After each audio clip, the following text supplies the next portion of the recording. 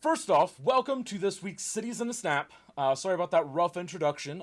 There's a lot of prep work for today, and anyway, so of course, first off, we have Cities in a Snap Extended Edition. So let's go ahead and get ready with that. So we have 4 participants today for the Extended Edition. We have Nightmorphus, Keypuff, that guy with the tuba, and Z Lycos. So we're going to be visiting each one of these, and I believe the first one up is Nightmorphus. So let's go ahead and check that out.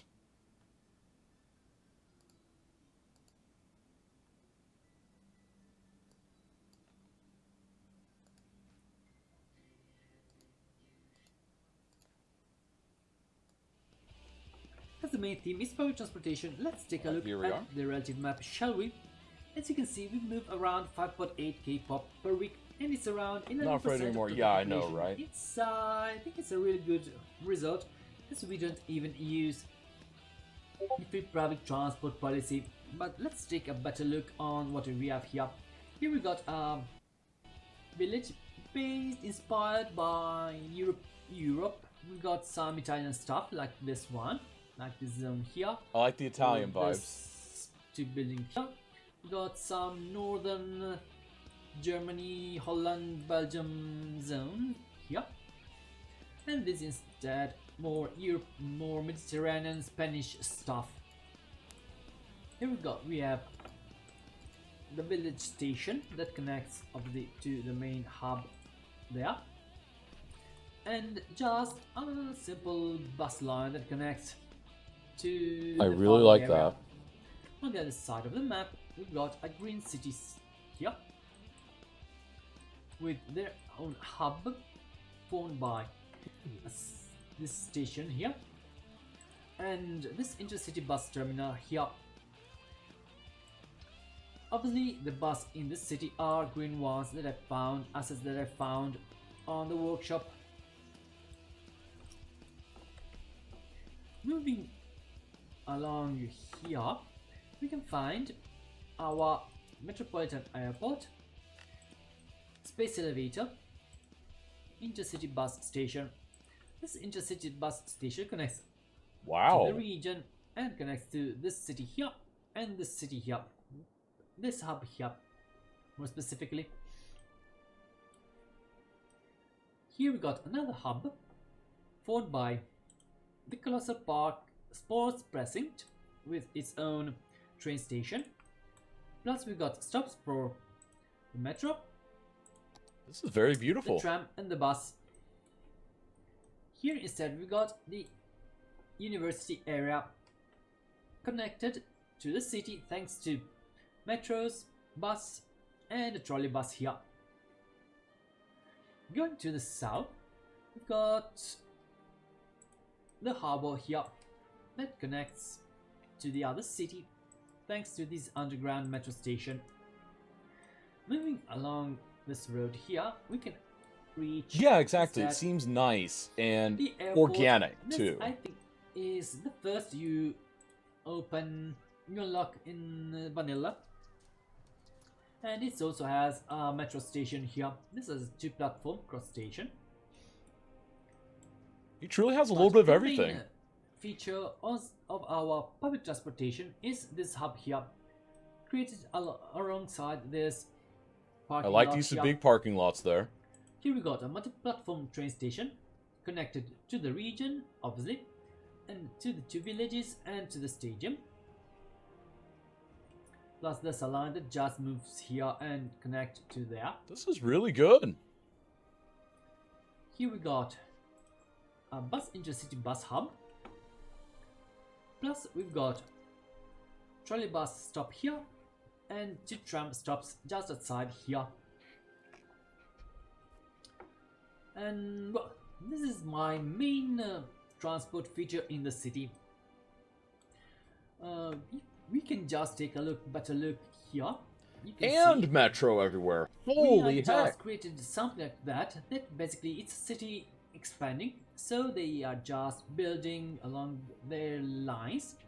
They probably want one day unite this zone to the airport and stuff like that.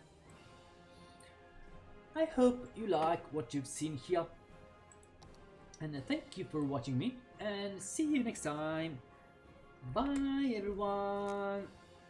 That was excellent. Again, that was a submission by twitch.tv/Nightmorphus, one of our moderators here on Season Snap. And I have to say, I love that. I love the fact that not only did he have the large hubs, but he also encouraged park and ride. Park and ride, for those that are unfamiliar, is a concept where you build a large parking lot at a regional transport hub. And the idea is you attract people that have cars that might be a little further away to drive their car, park there, and then ride further into the city. It's really popular in large, sprawling metro areas. One area that comes to mind is Dallas-Fort Worth, where they have a lot of park and ride stations on the train that kind of goes back and forth. It's a brilliant, brilliant setup. I love that. I also love, again, as Gareth mentioned, it's very organic feeling. There's nothing here that feels like it's forced, and I think that is really, really good. Very nice, Nightmorphus, as Yankee Stew has said. All right, so let's go ahead and check out entry number 2. All right, man, that's a really strong it's like a really strong first entry. All right. So let's go ahead and check out entry number 2. This one is from Keypuff. So Keypuff submitted these and has a little bit of a concept for it. Let me go ahead and read the concept for you as the screenshots play out. So the idea is that it is a testing facility. It's basically a research facility in Central Europe that is focused on testing new buses and fast intercity trains before they hit the road or rail of any major European city.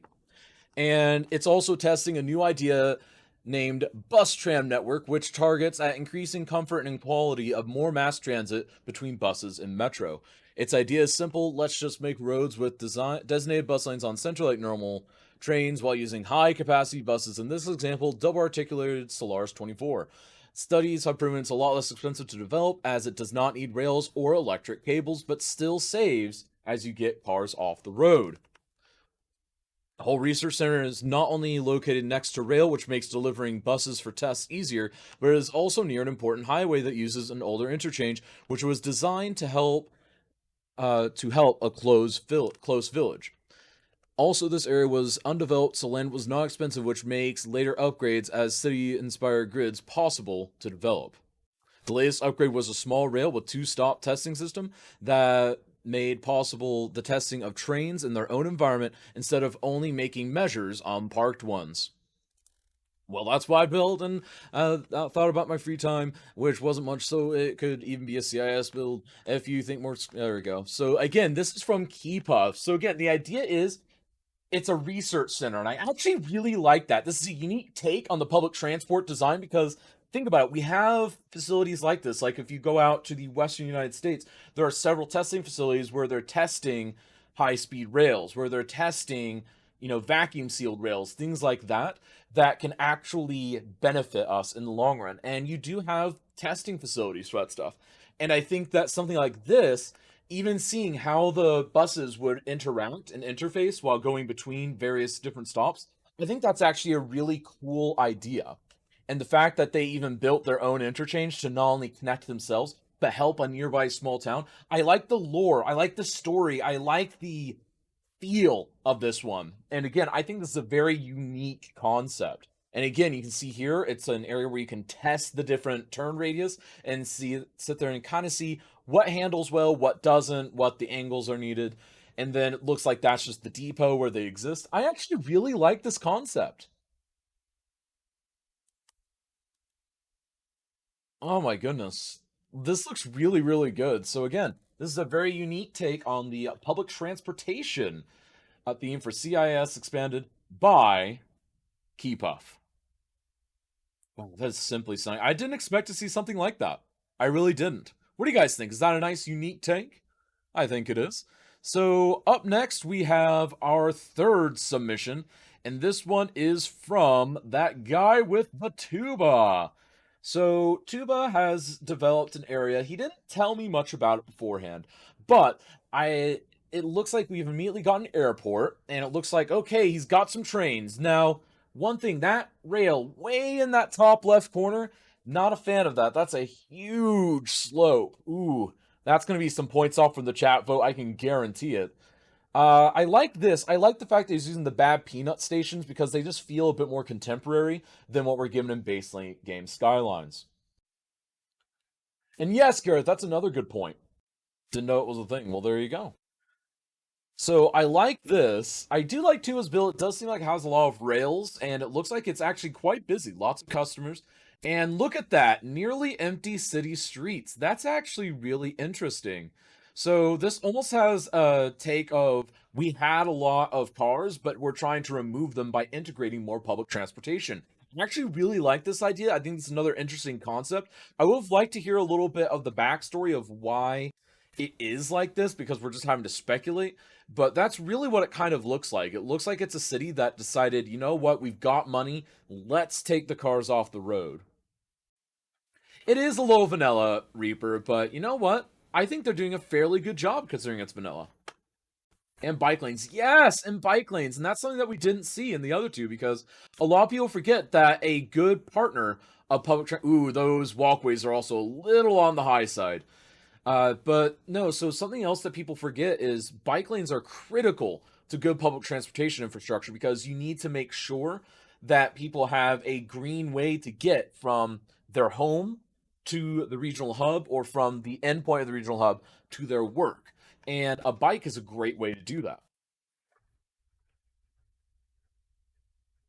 I mean, like, I know for me, for my undergraduate, I actually used to park my bike at the student center, where I would have my breakfast almost every day. And I would sit there and I would then write it because I would typically walk over with some friends to breakfast. So that's what I did for a while. So, I mean, it's not too absurd to think of. Hey, what's up, Fubarius? So I like this a lot. There are a lot of trains, and honestly, the lack of cars is a nice detail. I mean, that's something that we might. Oh my goodness, that's a lot of train interchange. Holy heckamole. That's some good development right there. I don't know if that's his patented train about. Bikes are great for the last mile, too. Exactly. They're absolutely perfect for that. And it looks like that's about it, because now we're back to the airport. So, folks, that is the submission from that guy with the tuba. Going for kind of a city that is newly integrating rails, and it looks pretty good. There's a couple spoopy things with how the rail is going, and then with how steep those pedestrian walkways were, but other than that, I really like what I see. I think it's actually really quite good. So again, that entry is from that guy with the tuba. Is that an X-Wing? I didn't notice it. It may have been, though. Although integrating bikes and public transit does require bike parking. True. I don't know. Are there many good bike parking assets on the workshop yet? They're on my main tram line also have bike lanes on sides. Yes! You didn't think to talk about them. Oh well. You also had a lot more going on, Morphus, so I didn't think to talk about those. So yes, Morphus did have them. So I apologize there. I just didn't notice them. There are so many fabulous things going on that I didn't notice them.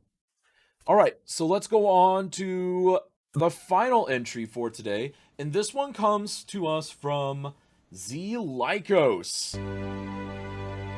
That's not it. Sorry, wrong one. This is it. So this is from Z Lycos. He told me that he's going for trains. He wants trains, he wants rails, he wants to get people speedily from one end to the next. He's got some good ridership there and growing, it looks like. Not quite a huge chunk of the population, but it looks like this is actually designed to where you can't get from one pod of the city to the other without using the trains. And I think that's actually really interesting. So literally forcing your Sims to do it. Now, whereas Morphus's felt more organic, this one feels like it's much more mechanical. But I also like that twist because I think the mechanical twist does show kind of the opposite end of where we can take public transportation because there's the mechanic, brutally efficient end, and then there's the organic, also very efficient, but probably a bit harder to integrate to pre-existing cities that Morphus had. And I think that's actually really interesting that we have two opposite ends of the spectrum here. Another thing that's interesting here is I'm noting that each area even has its own highway interchange. So I don't know. It looks like they might be able to get around on the highway. I'd have to know what the one-way system is like there. But it looks like he is trying to force people to take the rails from one pod to the other. Hey, comment Bill from last week. Rigged, obviously. How are you doing usually working? Hope your day is going splendiferous and amazing. So it looks like we've actually already looped through everything, but again, he's got every pod has its own rail, every pod has a set of buses that take it around.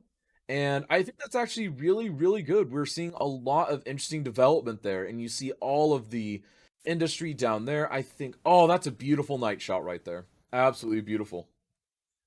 They can only come in. Okay, they can only come in on them. Nice. Good to know, Z Lycos. Ah, so Telltale California then? Maybe, obviously. You can check in, but you can't check out. So again, I really like this. I think there's a lot of good stuff happening here. I think I would have liked to see a little bit of an illusion that it's one large city instead of just kind of blocks. But as far as public transportation goes, I think that's right on key. I think it's right on point, and I think there's a lot of benefit to forcing people to do that. I think there really is, but we should probably look at that sometime because with forcing people to ride and only having 4,000 or so riding the trains, or 3,000 or so riding the trains, it feels like you should probably have a little bit more. I don't know. We'll have to double check that at some point. But that is it for the entry from Z Lycos. So, those are our four entries for today. We've had Keepuff with a research center for public transportation. Absolutely brilliant idea. We've had Nightmorphus with a very well integrated, almost Italian themed public trans oriented city that was very organic, very well thought out.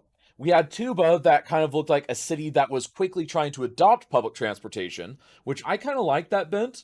And then also we have Z Lycos, who it was a bit more mechanical. He went with kind of the pod city structure, and then you sit there and you integrate them forcefully by rails. So let's go ahead and let's put it up to a chat vote, folks. We're ready for a chat vote. Let's go ahead and get this on in. So CIAS Extended Edition chat vote. All right, so your options are just but none was Nightmorphus, followed by Keepuff, followed by Tuba, followed by Lycos. So which one do you think deserves to win, folks? Be sure to vote. And you can also do /vote1 for Nightmorphus, /vote2 for Keepuff, /vote3 for Tuba, and /vote4 for Z Lycos. Who do you think did the most interesting build for you regarding public transportation? Basically, you can check out anytime, but you can never leave. I mean, that seems a little frightening, Lycos, not gonna lie. So, note to self, never go to a hotel that Lycos is running. Alright. Then also, after you get your chat votes in, be sure to get me your ideas. What are we thinking as far as different themes for next week? What's the theme gonna be? I want to hear your guys' ideas for themes. Kaz doesn't understand pop culture references. Hello, what's up, Keyboard? Oh, trust me, Lycos rails me with those all the time. We'll be like halfway through like a dungeon in WoW, and he'll make like a reference to something, and I'm just like, what? Ooh, Olympic City movie studios? These are good themes. These are good themes. So Olympic City, I like the idea of that. I like the idea of movie studios a lot. Hello, what's up, Skyline Traveler Tech? You caught us just during the CIS Extended Edition chat vote. Ooh, movie sets to build off that. Ooh, movie sets. I think movie sets / movie studios would probably be one master theme, and then you probably just pick which one you want. So how are you doing, Skylands Traveler Tech? And I voted. Oh, you did? Good. Here's your I voted sticker. Futuristic. Nature. Oh, Nature City. Futuristic. I like these. I think for that, maybe we could just make nature as like one big overarching thing. So Nature City / Nature Scene, that's one. I like Olympic City. I really, really like that theme. Futuristic is obviously always a favorite. And then the movie set / movie studio one, I think that's really, really cool. Tourism? Tourism's another good one, yeah. So how are you doing, Pete McTavish? How are you doing, Fabarius? How's everyone doing today? Everyone's having an absolutely splendiferous day. Absolutely splendiferous. Absolutely no exceptions there. Because everyone deserves to have a perfect and beautiful day.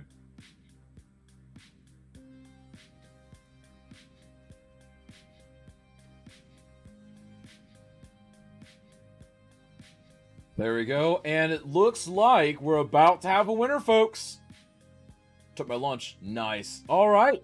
So it looks like we have a winner. Week 2 of Nightmorphous. Congratulations, Nightmorphous. Your build is going to be featured on the Cities and Snap Twitter and will also be promoted on Reddit as your prize. And also, congratulations. Welcome to the Winner's Circle. We're going to be building out a Winner's Circle for CIS Extended Edition. So there will be kind of a Winner's Circle kind of, I guess, role in Discord that we're going to start developing, and we're going to start chatting about that more as we develop more winners. So now we've got a second poll, folks. Let's go ahead and get a second poll running. So this next poll is for CIAS X theme.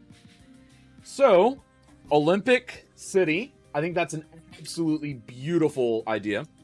Futuristic is always a favorite. Movie sets, studio set. Then let's see here. Another one we had was Nature City, Nature Scene. And then what was a final one? I have Olympic City, Futuristic, Movie Studio, Movie Set, or Nature City, Nature Scene. But yes, congratulations to everyone this week. You all are winners. Tourism, that was the last one. Tourism, there we go. All right, so let's go ahead and get this vote rolling. All right, so now we've got the theme poll up. Keep up, it looks like you did mess it up. Yeah, we started 25 minutes ago with the extended edition.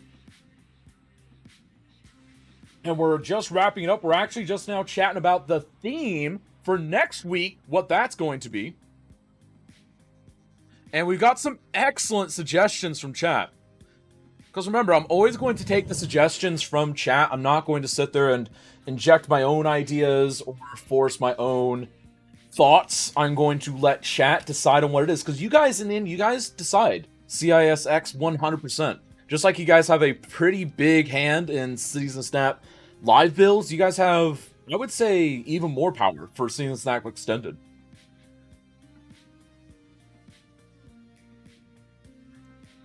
I'm off now. Have fun all. See you, Gareth. All right, so we've got some excellent theme recommendations here. Nature City, Nature Scene. I like the idea of that. I like the idea also of the movie studio, movie sets. I like the idea of Olympic City. Oh my goodness. Now keep in mind, if your theme doesn't win, bring it back next week and let's see if we can make it win.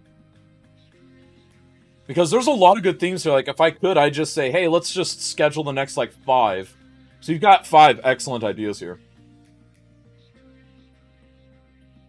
It's an altered version, actually, Keepuff. Only the baseline is the same. We'll get into the differences once we open it up. There we go. Voted. Hello, what's up, Crimson? How are you doing, my friend? Hope you're doing well, and thank you for the follow. It really means a lot. Welcome to the Cities and Snap community. We need to keep a list of mentioned ideas.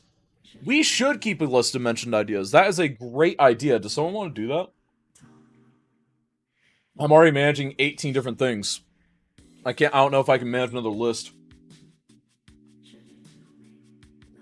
Alright, and then as we're getting this theme voted for, we are transitioning into the Season Snap Intersections in a Snap finale. So keep in mind, these folks have all earned their place here, but there is also a wild card. So the wild card in here, Skipper, because Gareth Hubble, obviously, he won last week. Two Legit City won the first week of Intersections, and we have a wild card of Skipper. Skipper is someone who wanted to participate, and he was the first one to apply for the wild card spot, so he earned it. And then, of course, Eclipse Chris, our reigning champion. It's going to be absolutely beautiful. Absolutely beautiful. And it looks like we're about to have our theme. And it looks like the next week of Cities in a Snap Extended Edition is going to be Nature City / Nature Scene. Alrighty then, that is looking really good. So there is the theme. So, over the next week, I expect to see lots of people building some amazing Nature City, nature theme builds. And we're going to see just who builds the best Nature Scene / Nature City in a little under a week's time. Oh my goodness. I know your plan usually working. You're just gonna make like one house with a national park around it, right? No, 3 Zeros Indians though too. Basically not enough space to be interchanged according to my country law.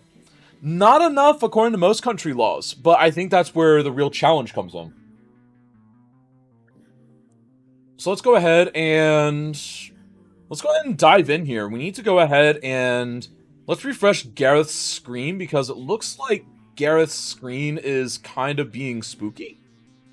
I don't really know why that is, but it just is. Let's go... let's just go quadrants. Let's go ahead and get this started. Here we go. Right. While this is going on, time to fire up NIMBY. Yeah, I know, right? Oh my goodness, NIMBY. The newest addiction of the Skylines community. Excuse me, Kaz. What's this? Oh, you can move that if you want. My bad. You didn't fix it. I meant to fix it. I'm sorry. I ran out of time this week. This week's been really busy. You're allowed to fix that if you want, Eclipse. I will not count you off. Vote overlay is still up. Thank you for reminding me, Cuboid. I keep turning that off, but I don't know what turns it back on. Alright.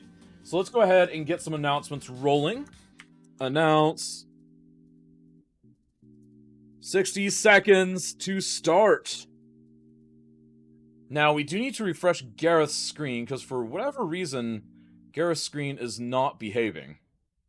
And I have zero idea why. Yeah, Gareth Hubble, that is in, and refresh. He should theoretically be up. Yep, he's up now. We got it, Cuboid. We got it. Alright, so we've got all this running, and we've got about 45 seconds before we begin. Let's go ahead and review the rules, shall we? So, these folks have a limited area in that giant circle of trees where they need to build an intersection connecting these various highways. There's also a couple of twists in there. As usual, there are 2 other connections that they had to make, one of which is the avenue off to the side, and then another one is pretty much right under where the interchange is going to be with a 2-lane national highway. It's going to be absolutely beautiful. And before we move too long, it looks like it's about time for that final countdown, folks.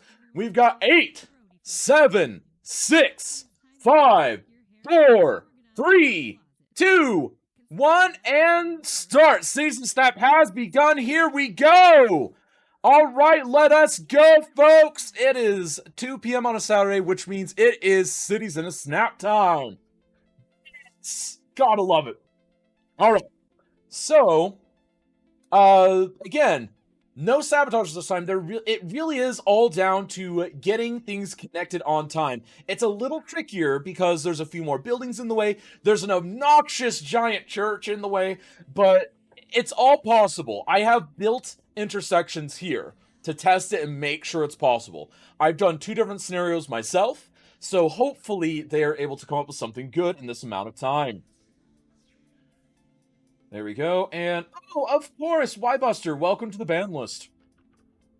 Welcome to the ban list. And they're about to get completely mass banned from everywhere. And mass ban, and boom. I hope they enjoy that mass ban. Like, why do people even try that? Oh my goodness. Like, what's the point of even trying?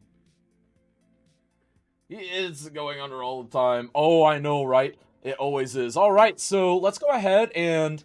let's go over the exact rules for today, just so that people are perfectly crystal clear. So, it's a twist of the pre-existing intersections challenge, as promised. Now, the high interchange must stay limited to the large encircled area. 2 additional junctions are needed, one for the avenue that has risen, with the medium circle, and then one with the small circle of trees to the 2-lane national highway. Both of those are necessary for the challenge. The dirt roads intersecting the highways a little further are there purely as a guideline and can be demolished by the builders once they are comfortable with where their build space is. And then also, no destruction of buildings should be done, and this is doubly so for uniques and civics. So you will lose points for the destruction of normal buildings, but you will also see yourself not having as good a day if you decide to remove a civic. In fact, removing a civic will probably remove for you a lot of your points. You probably will not win by doing so. And then there are, again, no sabotages, just slightly tweaked with a bit more complexity and a few extra challenges. And welcome in Slim Gaming with the rating party. High five. Hope you're having a beautiful day. Welcome into Cities in a Snap. I hope you enjoyed NIMBY Rails, the newest hype sensation that is flooding all of our news feeds because NIMBY Rails is absolutely amazing. But it's time to go ahead and visit with our participants. So, without further ado, let's go ahead and have a chat with Gareth Hubble. What's up, Gareth?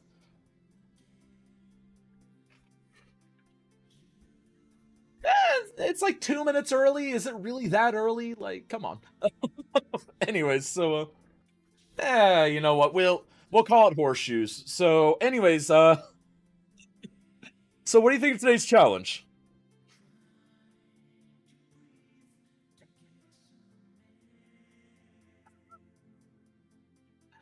So, what makes this harder? Because it really is functionally the same concept. There's only really 3 or 4 minor tweaks that were made. Oh, hang on. Can you repeat that? I had to turn Discord off and back on. Let me make sure that you're coming through on OBS. Yeah. Are you coming through now? Yes. It looks like he's coming through now.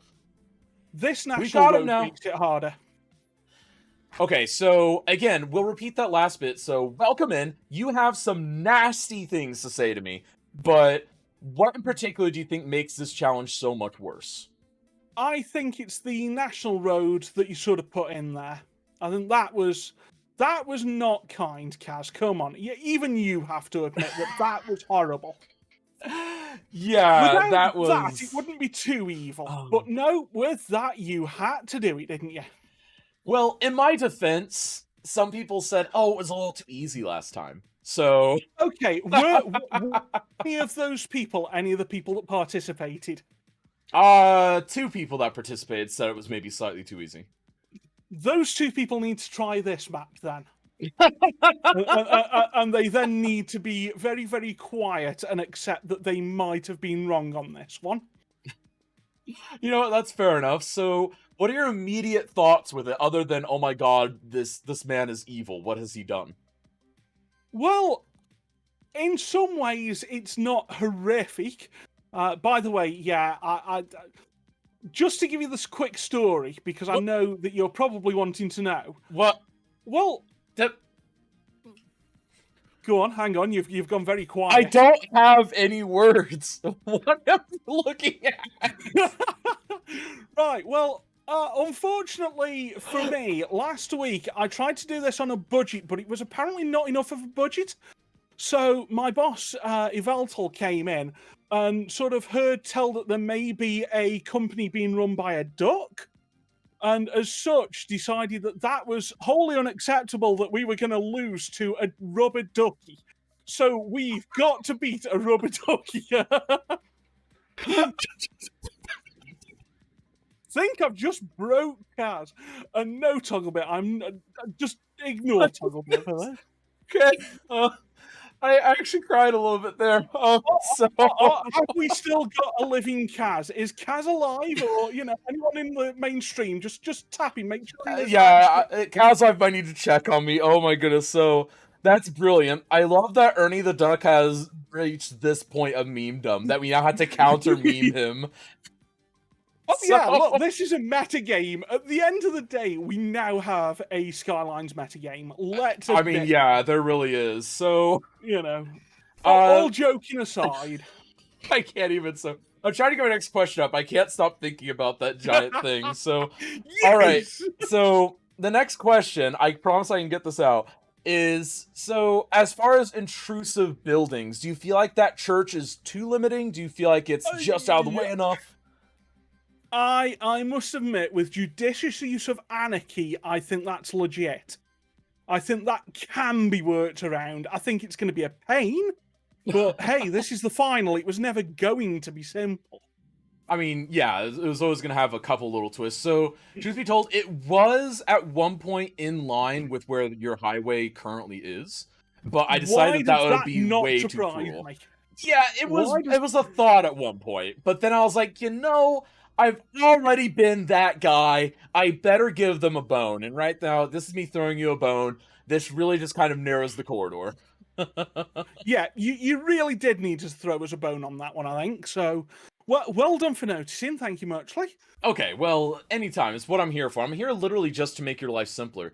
So, as far as your actual strategies, so what are your priorities in today's build? Priority is to get the main layout done and work out whether the plan is doable. Which you can probably already see most of the plan here. This national road, is it going to get a full connection to the highway? That's yet to be decided, to be honest. But, Okay. we'll work that one out as it happens. However, this avenue connection, I think, isn't too tough to get in. Yeah, I think it's easier than last week. I think this week the avenue connection went from being the hardest thing to being not necessarily the easy, but probably the easiest in relation to the rest of what you've got to do. Yeah, I think I could agree with that. All right, so then final bit. So what do you think of your competition today? You've got Two Legit City, Skippern, and Eclipse Chris. Well, you already know that I'm worried about Eclipse Chris. Hey, he beat me fair and square in October incredibly well. Hence why Ernie's kind of become the metagame here with me. Two Legit City is a fantastic, amazing, wonderful builder. Someone that I've learned a heck of a lot from. So again, I'm really so glad to be in a group with him. Skippern, I have yet to see build, but obviously to get into a final in any way, shape, or form must be an amazing builder to have got this far. So he's actually the wild card, is what he is. So yeah. We drew a wild card, and he is the lucky winner of that. And so we have yet to see how he will build, because he's actually new to the competition. So we'll have to, not new from a viewing perspective, but new from the participation perspective. So we'll have to see just how well Skippern does. Oh, Kaz, fancy putting someone new to the competition straight in a final. I think that's mightily cruel. He asked for it. He was like, hey, Kaz, can I be the one? Okay, if he actually asked for it, I have no defense. If it's he asked for it kind of jokingly, no. But you know what? That's on him. We'll find out either way. But in the meantime, folks, this is twitch.tv/Gareth Hubble, and we will be checking in with him and his red feathery overlord a little later on. Cheers, guys. All right, and now we're on to Two Legit City. What's up, Two Legit? If you are talking, I cannot hear you. Hello. Oh, there you are, my friend. So, how are we feeling? How much do you hate me this week? Dude, why we get the same map, dude? So, you got an altered map of the original because, truth be told, I started working on a different one, but it ended up taking a little bit more time than I realized it was going to take to fully develop the challenge and test it and all that. So I decided to take the concepts and port them into this map. So It's basically just with a twist. So obviously it's a little bit harder because you've got a few more interchanges a little closer together. The angles are probably a little bit steeper, and you've got a little bit less room to work with. So it's really just kind of an enhancement of what you guys have done previously. Yeah, feels bad. I can't use the same interchange either. Yeah, I know, because there's some other things in the way. I could do the interchange, just more so that I feel like I'd get docked points. Maybe. I mean, again, it's up to chat on that, because there's nothing that says you can't use the same thing twice. So, yeah. As far as the actual challenge goes, what do you feel the real challenges are at this time? Fitting everything inside. I mean, you're not That's wrong there. what it is. Because Just 'cause honestly, the actual connections, and this is something I was talking with Gareth a little bit, they aren't bad. It's the fact that, for instance, like chat's even talking about that 2-lane highway being where it is one of the most inconvenient things that could happen, especially considering that it's well under the legal minimum of how far out a connection should be. So a lot of our brains just aren't built to process that, I don't think. sure, but for the most part, man, it's in a bad spot. Yeah, it's not in a convenient spot. The good news is I have found 2 solutions to this, so it's possible to find solutions, but I also had a lot more time than 2 hours. So, Sounds um, fun. yeah, I know, right? So, what do you think of your actual competition today? You're up against Gareth Hubble, Skipper, a wild card, and then the reigning champion of Eclipse, Chris. I'm scared of the mods. The mods are gonna be pretty good for this playthrough. Yeah, now I think they definitely will, especially with all the compression that's going on, because it feels like you're going to really need to compact any ideas that you had previously. Now, as far as the actual strategy that you're going here, so what would you say your top priority is in this build? Like, what would you say is the thing you need to get down before you do too much else? Actually, it's kind of like I haven't placed anything yet. I think the thing you need to think about is where things are gonna be, so you don't accidentally overlap, and then you don't have enough space, and then you can't execute, and then you kind of have to start over. I feel like the Right. planning phase is just the most critical part today. Right, and that's something that you're really good at because again, like you're the master of the vanilla interchanges. I mean, I brag all the time about how good you are with like building kind of the dirt scaffolding roads and sitting there and manipulating things and kind of I testing see you things doing that out. over here too with the dirt roads. Oh yeah, a little bit. That's actually more there because originally that was supposed to be a separate town, and it looks like I just didn't get that particular road Oh, fixed, but gotcha, yeah. gotcha. It was originally supposed to be its own little town, but I ended up integrating in the end. But so overall, something else that is really critical here. So you as an interchange specialist, I would say, because you're definitely a City Skylines interchange specialist. Sure. So from that perspective, whenever it comes to planning, do you want to maybe just take us through like a couple of like your mental checklist points of what you look for whenever you're Yeah. playing? Because I know a lot of people are really curious about your strategies for that. So usually, what you want to do is there's something called like a set structure. Really, what it is that you want to have a good amount of spacing between exits, between merges, and just for the turns in general. Just because those of you who drive, if you guys are old enough, if you take the freeway and you take a sharp turn, you're actually going to see a sign that says slow. You're going to want to slow down and take that turn because a lot of times you can't drive at the top speeds and take a sharp 90-degree turn. So you have to allocate the good amount of space for that. And that's really for a lot of safety concerns. People like to drive fast on the freeway, right? But in the game, the AI uses that against you if you slow down because that's how they dictate the traffic flow percentage. Mm-hmm. But for the most part, you need to have that space. Then there's the idea of having structure versus the naturalness, right? So that's kind of just two schools of thought. There's people who try to, I guess in real life, it's kind of cost savings in a sense if you don't terraform and kind of just roll with it, right? Versus actually flattening up and putting a geometrically pleasing setup. And it doesn't really matter. It's really just kind of like at preference at that point. But from then, it's you kind of want to have like nice angles for the turns. As a quick example, one of the things you want to avoid is a less than 90-degree turn, and Right. you're gonna get like a hook curve like that, right? And that's you're gonna slow down a lot. And it's like you want to avoid things like that. So you just want to make sure you give yourself space.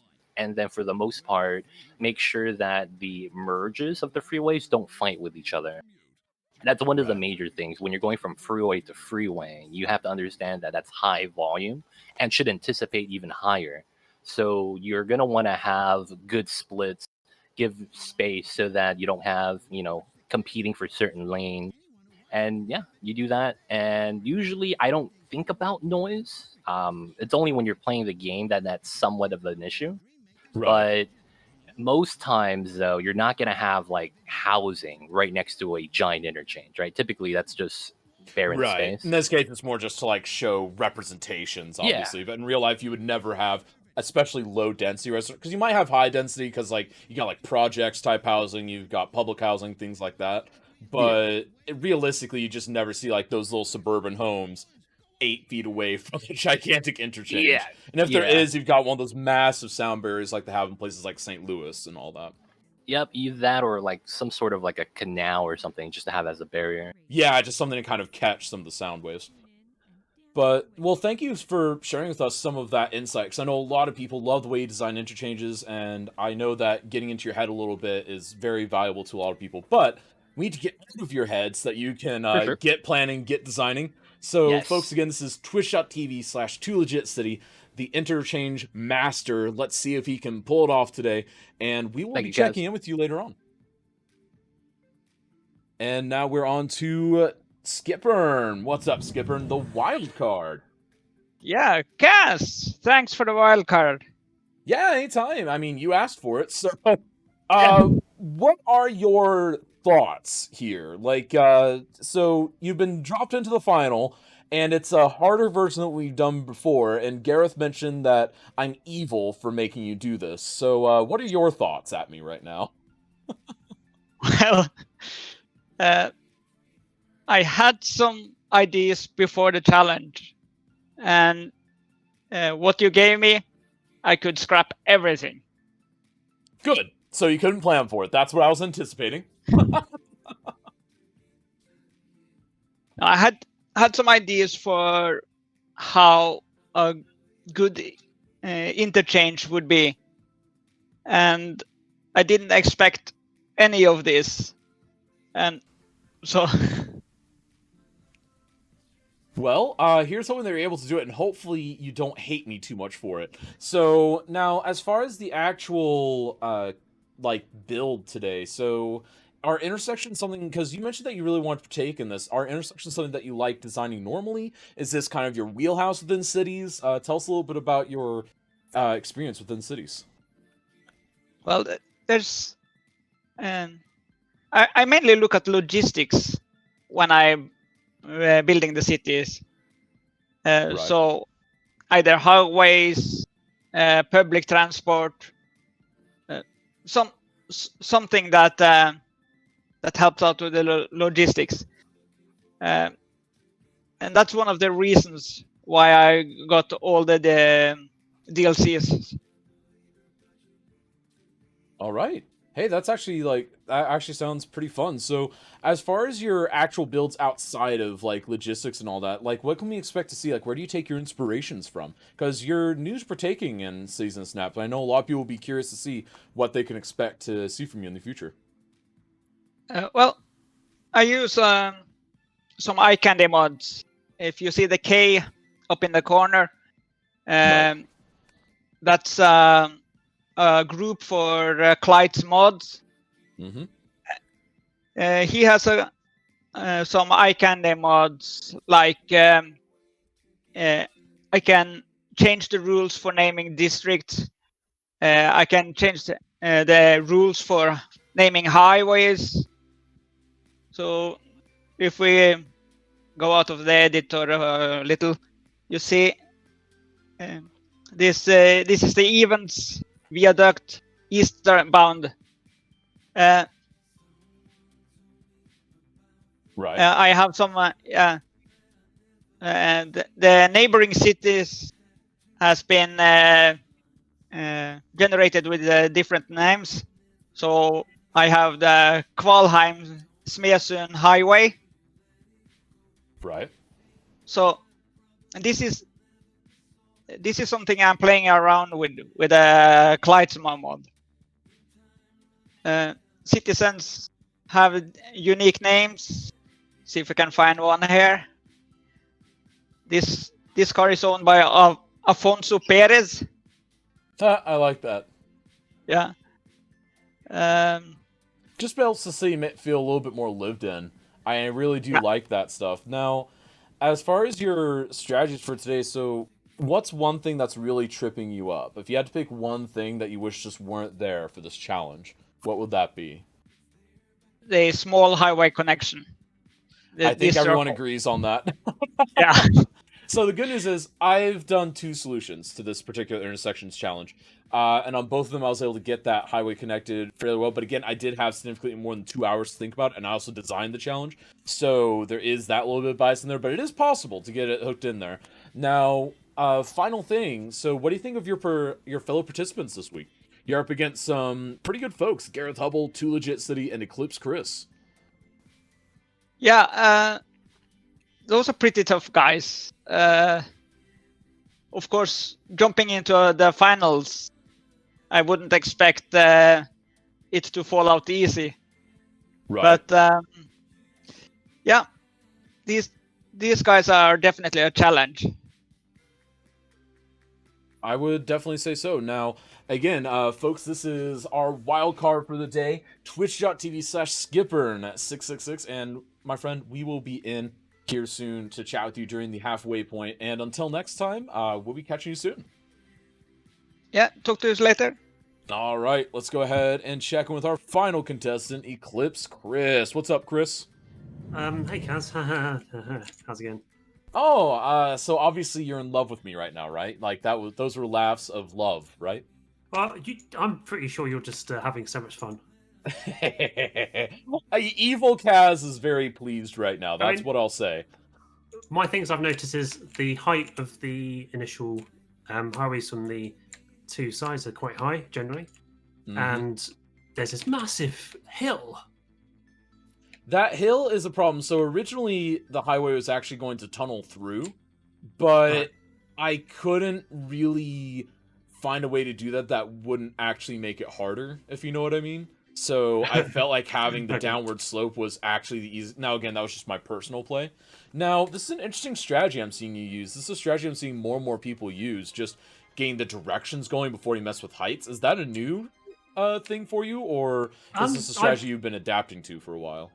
I've done it quite often, actually. I've always sort of decided to normally it's flat on the surface rather than elevated, but same difference. Right. Yeah, I'd normally sort of just let it all flat, find out where everything's going, left, right, center, forward, backwards, all that sort of jargon. And then I just raise the bits I decide to raise up and lower the bits I want to lower down, so I can get a good sense of heights rather than having to faff around with each individual bit. Honestly, I like that. That actually feels really nice, and it feels like it could be a good solution. I myself haven't tried that solution yet, but I have seen a lot of people talk about it, and it seems like it's overall a very good solution. You might have a double node there. But anyway, so as far as the actual challenge today, so is there one part that you would say is just absolutely the worst? Like one thing that you wish were not part of the challenge?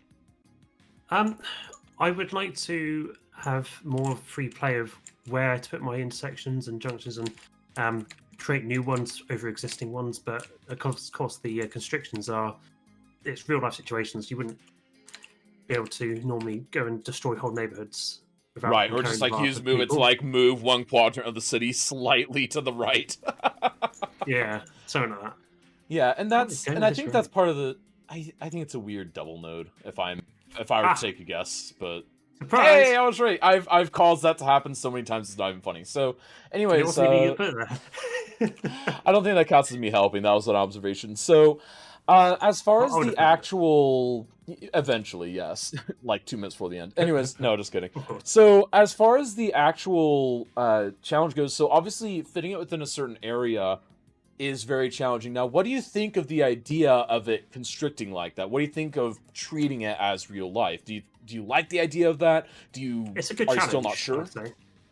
It's definitely a good challenge to have, because it makes you think about different parts of, or different aspects of the game, I would say. Because we're all just so used to just using Move It to just doing what the hell we want, exactly, which is what I'm used to, so I'm a bit sort of handicapped at this today. And I think everyone's been reaching that point, because again, it's just one of those things that you never think you're not going to be able to just hit B and just bulldoze, or use Move It, Mass Select, Control B, or Delete, whatever you have it bound to. Yeah, and it'd be great in real life, wouldn't it? Yeah, exactly. It'd be great in real life. I bet transportation engineers would love that. Now, as far as the actual challenge that you have today, or the challengers rather you have today, because you're the reigning champion. You got last month for free, obviously, but the month before it was pretty hard-earned victory. I need to try and help other people sort of get in the limelight? Because I've been a champion all year so far. Wait. Oh, I mean, It's it's crazy. that The whole took year me I've a been minute to champion. get. That really did take me a minute. I promise I know what I'm doing. So, no, I actually really like that. Now, something else that's really interesting is, so as far as your challengers today, I mean, you've got Gareth Hubble, you've got Too Legit City, and you've got Skippern. So, I mean, what do you think of that palette of challengers? It's a nice array of challenges. I know Gareth's been itching to get some payback against me for the thrashing I did on the British City build, because that was entertaining. So, Ernie might have competition. Oh, I've got some Ernies in here. I don't know if I'll play the game again. I managed to get a moving Ernie. I wonder if I can find him. Wait, you managed to get a moving Ernie. Ernie's gone mobile. He needs to spawn in. We'll have to keep our eyes open for that. I'm going to take your word for it for now. Yeah, though. keep an eye open for it. Yeah, and, so I'm sure Ernie he'll does appear. have competition, so that is an interesting little tidbit. Now, and also, there he as is. far as the... Oh, there you go. So what do you think of the overall idea of...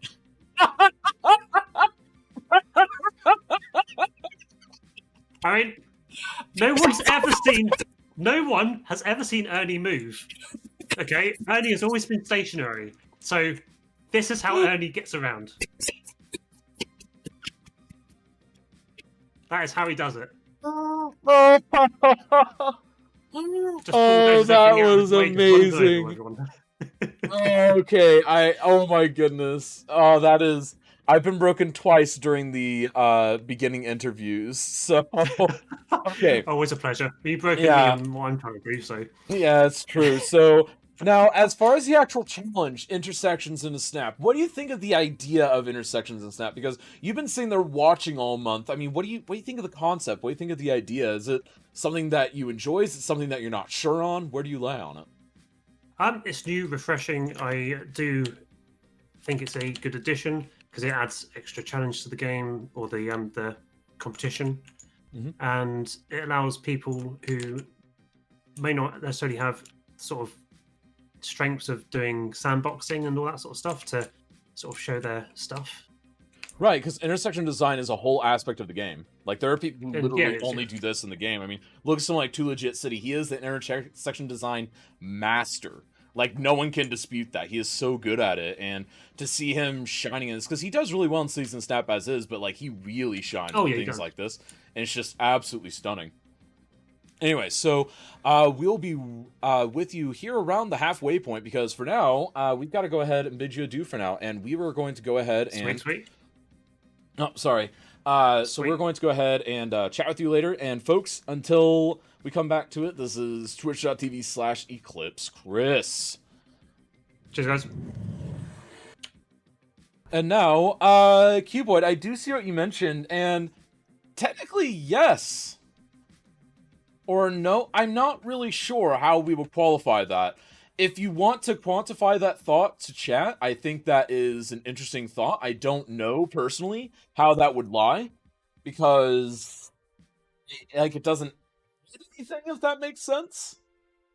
There we go. I'm hyped for the finished build. I know, right? Oh, it's gonna be great. I can't wait.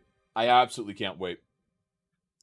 But no, that's an interesting idea, Cuboid. You might vocalize that to chat and see what they think. Because I think it's really up to chat in the end. I would hope. I mean, I honestly don't know how I would rule on that. I really don't. There we go. I mean, you're saying there are ways to do that, I think. Yeah, there are other ways, so maybe not, maybe so. I don't know. You're welcome to poll chat on that, though. So, chat, what do you think of today's challenge? What do you think of today's challengers? I think it's an absolutely great time. And also, a quick reminder that the Patreon art that you see up there, that's getting mailed out here in a couple days. You still got a couple more days to get your January art print for Patreon. And again, the theme this month is Snowbound. That gets mailed to you as a nice, solid piece of cardstock. It gets mailed right to your door. And you can pin it up on your wall. We've got some people that already have theirs in frames. And we also are getting ready to announce our artwork for next month. The artwork for next month is intersections. That's right, we're doing intersections. And we are actually going to be looking for the best of the best representation of cities and snap interchanges that have ever happened. And we are going to try and utilize that as inspiration for this month's or next month, rather, February's Cities in a Snap inspired art print. Who does the graphics? So one of my friends did the touch-ups on this guy up here above me. The first month was done by Z Lycos and tweaked by me. This was done by a friend of mine. I gave them a snowy cityscape, and then they sat there and they tuned the colors, did all that stuff, and made it pop a little bit more. And this next month, I don't have anyone lined up for it. I'm talking with a couple people to see if they would be interested in doing it. They look amazing. Well, I'm glad you like it. I'm absolutely glad you like it, because again, the first month, this is the one from month 1, that was this one. Again, Z Lycos and myself. And then the one up above me, kind of like a really raw baseline by me, and then I sent it to one of my friends to do some color correction, things like that. But that piece of art up above is actually a screenshot from City Skylines, just with some color tweaks and all that. That's all it really is. Little color tweaks, and then she said that she added some fading in there, which I think she did it for like a fog effect. You can see it on the tops of some of the buildings. So yeah, I think it's actually a really cool concept. There we go. But yeah, and I don't know who's doing it for next month, but it'll be perfect and beautiful. That's right. Gareth, I have really nice done interchange at the moment, but again, didn't use Space Under. Too legit seems to do something but hard to say, and I'm 100% sure I will search the save on Discord and try it. Do it in 2 hours, maybe on Stream Medicaid. Dude, you should absolutely do it. And folks, remember, if you ever see a Cities in Snap challenge that you want to take part in, you can always do so after the fact, and you can always just let us know what your results are, because guess what? We're always interested, we're always hyped to know what you're doing for your speed build and challenge build needs, because guess what? We love challenge builds, we love challenging each other, and we love seeing everyone's builds. And be sure to post your pictures on Discord, and maybe we'll be sure to feature them. And I do agree, Gareth does have a nice start. Let's go ahead and check out Gareth real quick.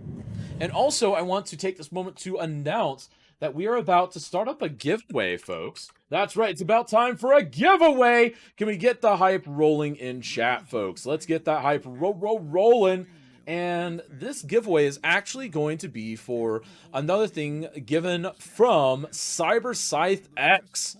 And this is going to be for the game Rise of Industry. So let's go ahead and get that set on up here.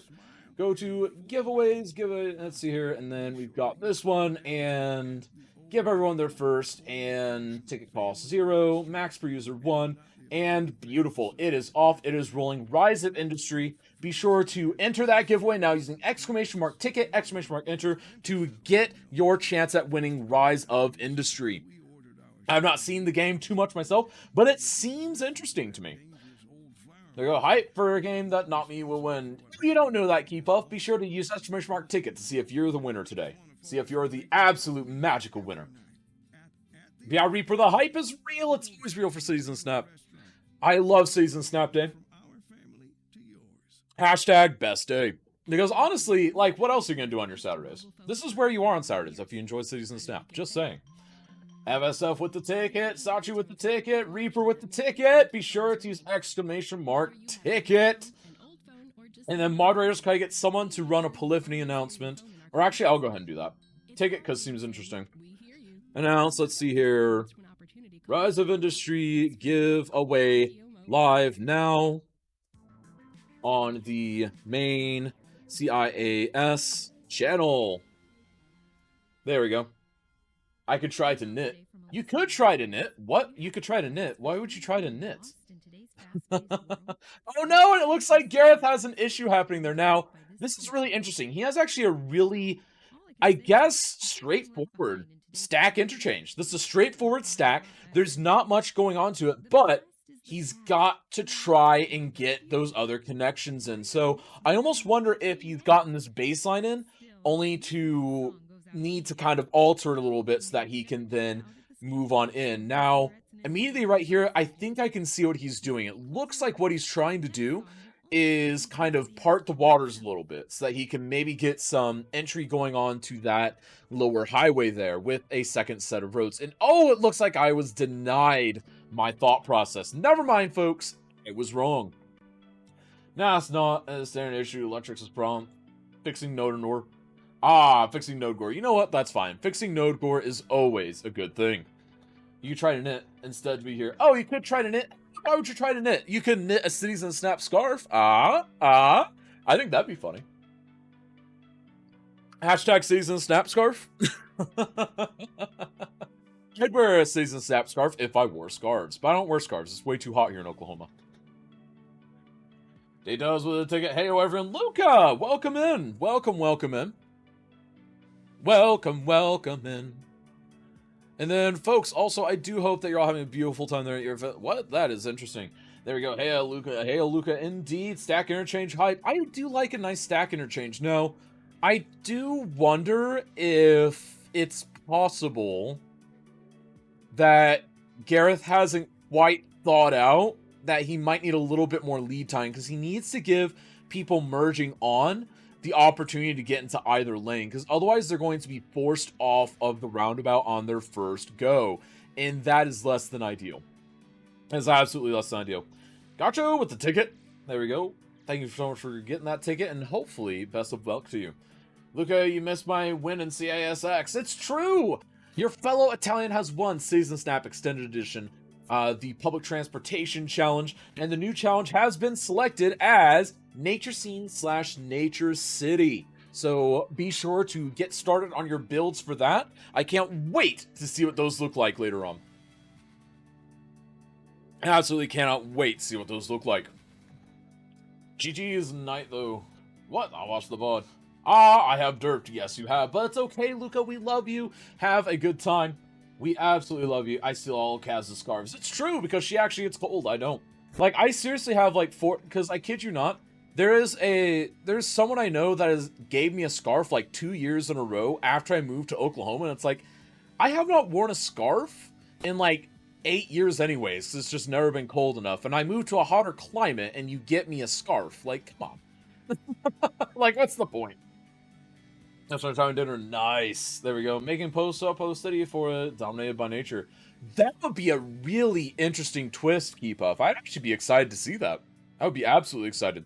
Let's go ahead and check out Too Legit City. So Too Legit City over here. It looks like Too Legit is doing...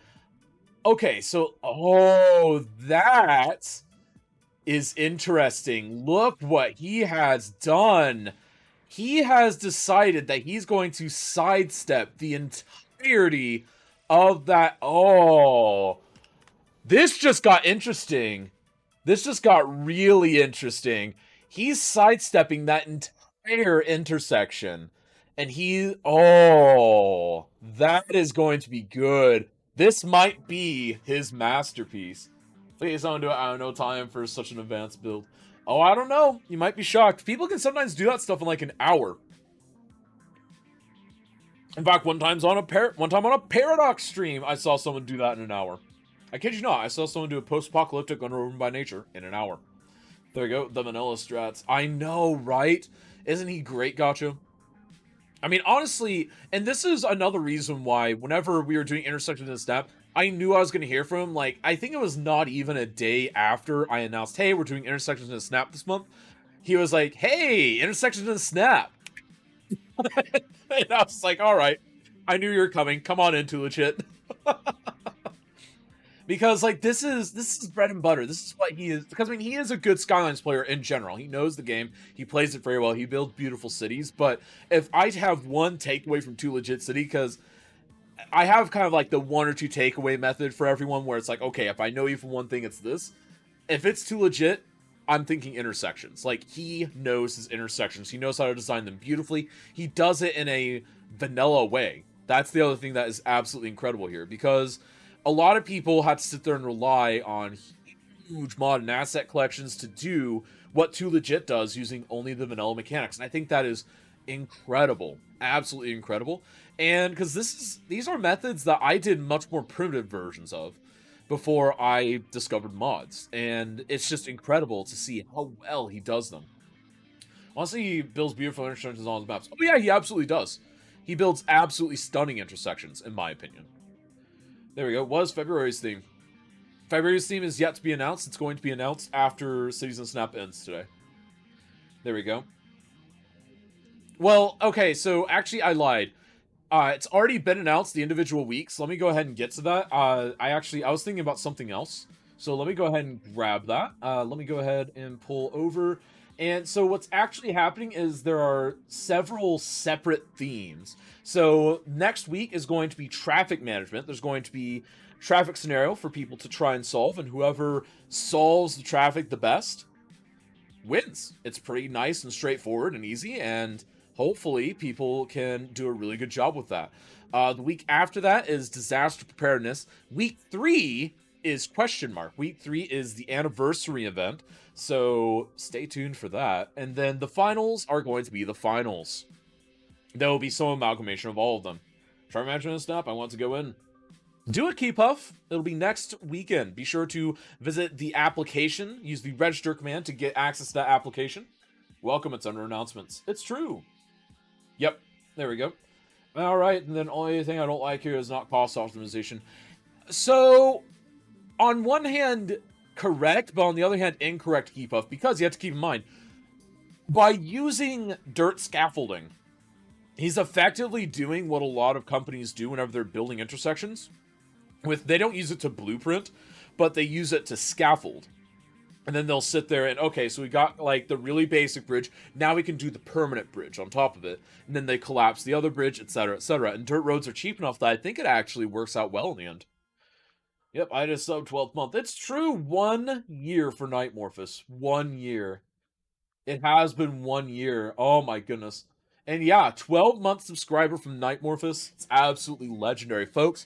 We are going to be celebrating 1 year of Cities in a Snap next month on the 3rd Saturday, so be sure to stay tuned for that. It's going to be absolutely legendary.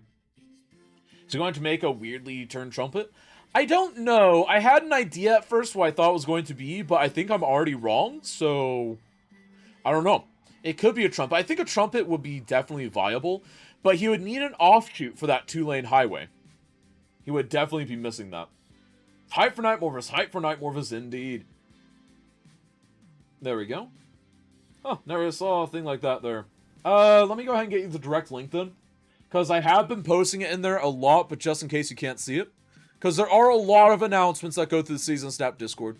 Keep in mind, it's never spam really in the Season Snap Discord, so be sure that you're tuning in for that stuff. There we go. Here is the registration link. There we go. It was 4 announcements up. We were just on the birthday theme for that week. Alright. So, alright, yep, sub 12 month, there we go. And there is the link. And also, folks, not only are we going to have been here for a year, it will be our 3rd month of our Patreon art mailouts. That's right, because you get these art pieces mailed out to you every single month that you're a Patreon supporter of the City Council tier or higher. Huge shout out to those that are part of our Patreon support group. Oh, speaking about the scaffolding thingy bridge. Oh, that's where you were doing that? Okay, gotcha. So I've seen things like that fairly regularly, but that's also because my home area went through a lot of highway renovations and redesigns and all that when I was growing up there because of just massive growing pains. The metro area where I grew up grew from about 325,000 to about 500,000 over the course of 15 years or so, and that's a lot of strain. That's adding 10,000 people per year, roughly, and they all funnel in through the same couple routes to get in and out of the city, because it's mainly the bedroom communities that were growing a lot, and they all feed into the city that I was originally from, and it just causes huge traffic issues, because there's no public transport there. Yep, legit is going for that trumpet. He is going for the trumpet. Now, I have to wonder, how is he then going to connect to that lower road? Because that lower road is the big question mark. Because I think everyone can get the highways connected. That part's not hard. But the 2-lane highway underneath, that's the dastardly bit. And I think that's the part that he's definitely going to struggle, just like everyone else. I think everyone's going to struggle a little bit with that. There we go. And then he is, I'm suggesting, Kaz, I don't actually know your plan. What plan? Oh, wait, yeah, there's plans. Could you imagine not having plans for Cities in a Snap? Oh my goodness. I literally just wake up the day of and I'm like, yo, we're doing this. Alright. So, magic, obviously. Again, no go through priority and design like last time. Correct. Now, again, it's still early. We've got a little over an hour left, so I think it's possible we see that happen. Via chose American too? Yes, he's West Coast. I'm like, I'm Southern Plains. I'm originally Midwestern, but right now I'm in the Southern Plains. He's West Coast. There we go. And yeah, I actually really like what I'm seeing here. The only thing that I am a little worried about is I'm a little worried about Skippern's interchange, because Skippern's interchange, whenever we see it, it keeps getting more spaghettified. Now, I'm not sure if he's planning on smoothing it out or not, because he mentioned he likes doing that, and so I'm really planning on him doing that, but it just looks so spaghetti, it really worries me. Now, Eclipse Chris's is also spaghetti, but it's much more smoothed out spaghetti, so I'm not as worried about that level. I don't know, what do you guys think? Is it getting a little concerning for you, or do you think that they're going to be able to pull it off? Oh, he could definitely use the node editing tool. Oh, he needs the node tool so bad. There we go. He needs no controller. He needs no controller so bad, folks. Everyone go... No, don't tell him that he needs that. But I'm telling you guys, that's what he needs. He needs no controller in his life, like, right just now. Absolutely right just now. Alright, so the next thing that is coming up is we're actually going to start seeing people change their plans soon. Because this is about the point at which people's original plans falter and just kind of go into the wayside. And I'm curious who's going to be the first one to have the significant alter plans. Now, I'm not expecting Too Legit to alter his plans, because he spent the first about 25 minutes planning his build and thinking about it in his mind. And I think that was a really good call. The one thing I am definitely worried about how Chris plans on fully connecting. Because that interchange, it looks dastardly. Now, I know there's a plan, and I do wish that he would use the ground level a little bit, but there has to be a reason why he's not. He might just be planning on not using it. Maybe he's trying to incorporate Ernie down there. Who knows? And then there's Skipper's interchange again, which again is... I've seen worse spaghetti in real life, but the height mapping of it is something I'm very concerned about. I'm absolutely concerned about the height differences. I'm absolutely concerned. But what do you guys think? Whose interchange do you think is pulling ahead? Do you think that any of them are truly masterful? Do you think that we're going to have a new reigning champion? Do you think our wildcard Skipper is going to be able to pull it out in the end? What do you think, folks? What do you think? Makes sense why it goes for the best traffic flow. While me is more used to beginning of highway network, in my country goes to cheap stuff with just enough flow and these lowly red ramps. Gotcha. Yeah, and again, it just depends on the different areas, because even within the United States, it depends where you are, because there are certain areas of the United States where the highways are perfect, beautiful, smooth, very, I guess, organic feeling ride. There are other areas of the country, though, where it's jagged, it's a bit crooked, you've got lots of sharp turns, you've got lots of steep rises, and those are often either the result of earlier highways that didn't have as fast of cars, or dense urban areas where you don't have extra highway space that you can get. Like, you have your original highway corridor, and that's it. So, it really just depends on where you're from. Eclipse is al dente spaghetti. Skipper might have overcooked them a little bit. Might have overcooked them? What do you mean might have overcooked them? Is it because of the weird bends in them? Like, how much would you have to overcook spaghetti for it to look like that? And yeah, I do agree, Chris's could be qualified as al dente. Now, there is how he is connecting, folks. Eclipse Chris has his super spooky connection in. And that is interesting. Now, he doesn't have it connecting every which way, which again, that's fine. That's something that we expect. Now, something else that we expect is we're expecting to see if he wants to connect it somewhere else, but it does look like he is keeping it limited with where it connects, and I think that's probably the wise decision here. That ramp is steep. It is steep. But again, he's still got time to fix it. He still has time to fix it. If I were him, I'd be backing up where that ramp connects and just trying to get it to be a little smoother, a little bit of a better ride. Because right now, it's just dastardly. It's absolutely dastardly. There we go. And now let's go ahead and check out Too Legit's, because I'm really curious about Too Legit's build here. Too Legit's build is interesting in that it seems a lot calmer. It seems a lot more tame, and I think that's because of the planning that he's done. Now, my question would be this. Is he planning on doing full connections to everything? Or are things going to get a little bit on the janky side? That's the real question here. Yeah, and there are no stocks made. Well, the biggest interchange is turbine with one left cloverleaf turn. And that's fairly common to see, like, a single cloverleaf here in the United States. Like, instead of having the 4, you might have the single. And that's mainly, again, when, like, for instance, there's an intersection in my home city, Springfield, Missouri, on the southeast part of town, where for the longest time, there were no flyovers. And they actually want to have flyovers on all of them.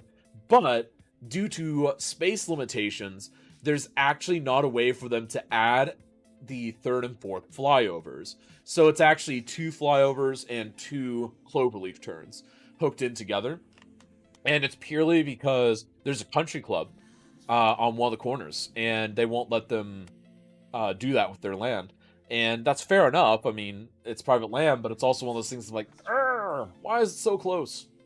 Because it's basically like the outer perimeter of the country club, and it's like really spooky that they want to take it that far, but it's whatever. So there's one with only 3 loops. There's also one with only 3 loops, yeah. There we go. And then that's my favorite to find on a map. Yeah, because it's just so what the heck. It's absolutely so what the heck. Now, they did get the most critical part of it with the flyover. That's the important part. They got the most critical part, the thing that absolutely needed it the most. But they still need it on those other bits. And it's all that country club's fault. Because that country club was like, nope, we're not selling land. There we go. Can someone sing chorus over here? What's chorus? What are you asking for with chorus? I don't know what that is. Chords? Oh. Kazwife could maybe send them. I don't know. Depends. The beach lab. There we go. Alright, so mythology. By the way, guys, if you have additional theme recommendations for Season Snap Extended Edition, be sure to get those in. Be sure to let us know.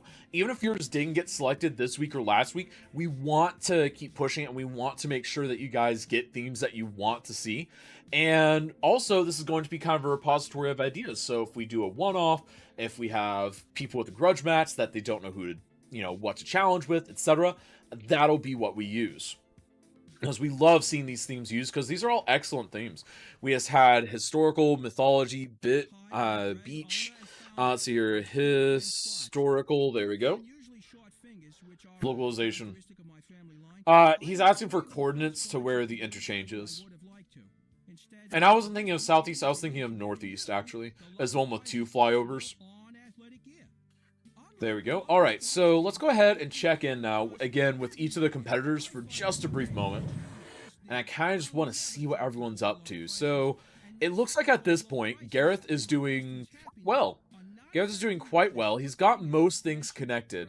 And it looks like the only thing he needs to get connected at this point is that 2-lane highway. And it looks like he's saved kind of the hardest part for last, which I think is probably a wise decision. Now, obviously it could end up biting him in the butt because he could end up having to connect it in a spooky way. But honestly, getting 2 of the 3 technical projects in and done is significantly better idea than not getting anything done. And right there, he's already got it partly connected.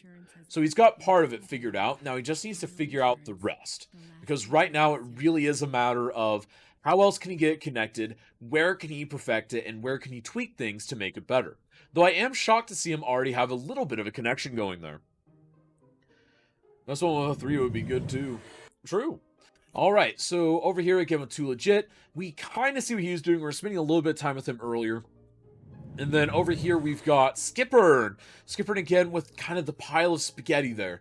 It's an absolute spaghettified mess, but I'm trusting in his abilities here. I'm trusting in his abilities to get it done and to get it looking good. Because if he's anything like me, he's probably trying to just kind of sketch it out, see how it looks, see how it fares, and then worry about smoothing it out. Because again, smoothing it out and making it perfect too early can really bite you in the butt, particularly in a 2-hour time frame. Hello, it's a stream about Plunade. This is Cities in a Snap. a weekly speed building competition. We have 2 competitions actually on a weekly basis. We have the live speed building portion, where we have 4 builders building a challenge at the same time, and at the end, we use a rubric, and chat helps out as well to figure out the winner of Cities in Snap. And this happens again every Saturdays, beginning at 2 p.m. your Chicago time. We also have a week-long competition, Cities in Snap Extended Edition, that we take care of here actually between 1:30 and 2 o'clock on Saturdays, your Chicago time. And that is actually a week-long build where we select the theme for the next week, we rate the winners, and that one's completely chat vote. So chat decides the winner, chat decides the themes, and it's just a fun community thing. The theme for this next week, for the Season Snap Extended Edition, is going to be Nature City / Nature Scene, so that's going to be a really fun one. And also, for the live build, we'll be on to a traffic challenge. So it'll be basically traffic management in a snap for the live speed build. Well, no idea this thing. Yeah, Plone. It's been going on for nearly a year. It is a brilliant thing, and actually our winners, I shortlist for appearances on the Paradox stream, because occasionally they hit us up and they're like, yo, Kaz, you got any folks that want to hit us up? We've sent over Toady YPQ, Imperial Jedi, and the other one, usually working. We've sent those 3 folks over to them for the Paradox stream at one point or another. And that is going to be resuming soon once they bring back their weekly City Skyline streams. There we go. All here every weekend. Yep. 4 guys fighting for who can build the best interchange in 2 hours with 1 guy talking about it. Pretty much. That's pretty much what it is. I feel like Keepuff gave a very good description of what's happening. Yeah, participation is open. All you have to do is register for the live event. And then for the extended edition, all the information is available on Twitter and Discord. All right, and actually, let's go ahead and dive in. And really quick, I want to go ahead and close out, because we've got a giveaway that we are closing out, folks. We've got about 30 seconds left on it for Rise of Industry. So you've got a few more seconds to get those in. Come on, folks, get your entries in. Use !ticket for a chance to win Rise of Industry. And then afterwards, we're going to be giving away something super special, courtesy of Cities in a Snap. And the first giveaway is ending in 4, 3, 2, 1, and there it is. And the first giveaway winner is Reaper Ups. Congratulations, Reaper Ups. You win Rise of Industry. Congratulations, my friend. And we are going to go ahead and open up the second giveaway. And this one's actually going to be for a copy of NIMBY Rails. That's right, we're giving away this game, the game that a lot of us are hyped about. And this is something that I'm super hyped to be able to give away to you folks. So let's go ahead and give the first ticket for free. And we are opening up the giveaway for NIMBY Rails. For those that don't know what NIMBY Rails is, it is a fun little game where you get to sit there and manage traffic, manage rail lines, and all of that. I need it, dude. It is open now. And congratulations again, Reaper Ops. Be sure to contact me so I can get you your game key. Did someone say NIMBY Rails? That's right, we're giving it away! We're gonna give away a copy of NIMBY Rails. Get the hype rolling in chat. Cities, Reaper has gone to collect his cat from the vet. We'll pass on the message to him if you like. Yes, please do. And tell him that I'm hoping the best for the cat. There we go. Hype! Congrats, Reaper Ops. Yes, congratulations, Reaper Ops. Mixie, tell him that we all say congratulations. Alright. So let's go ahead and roll on into the next round of interviews, shall we?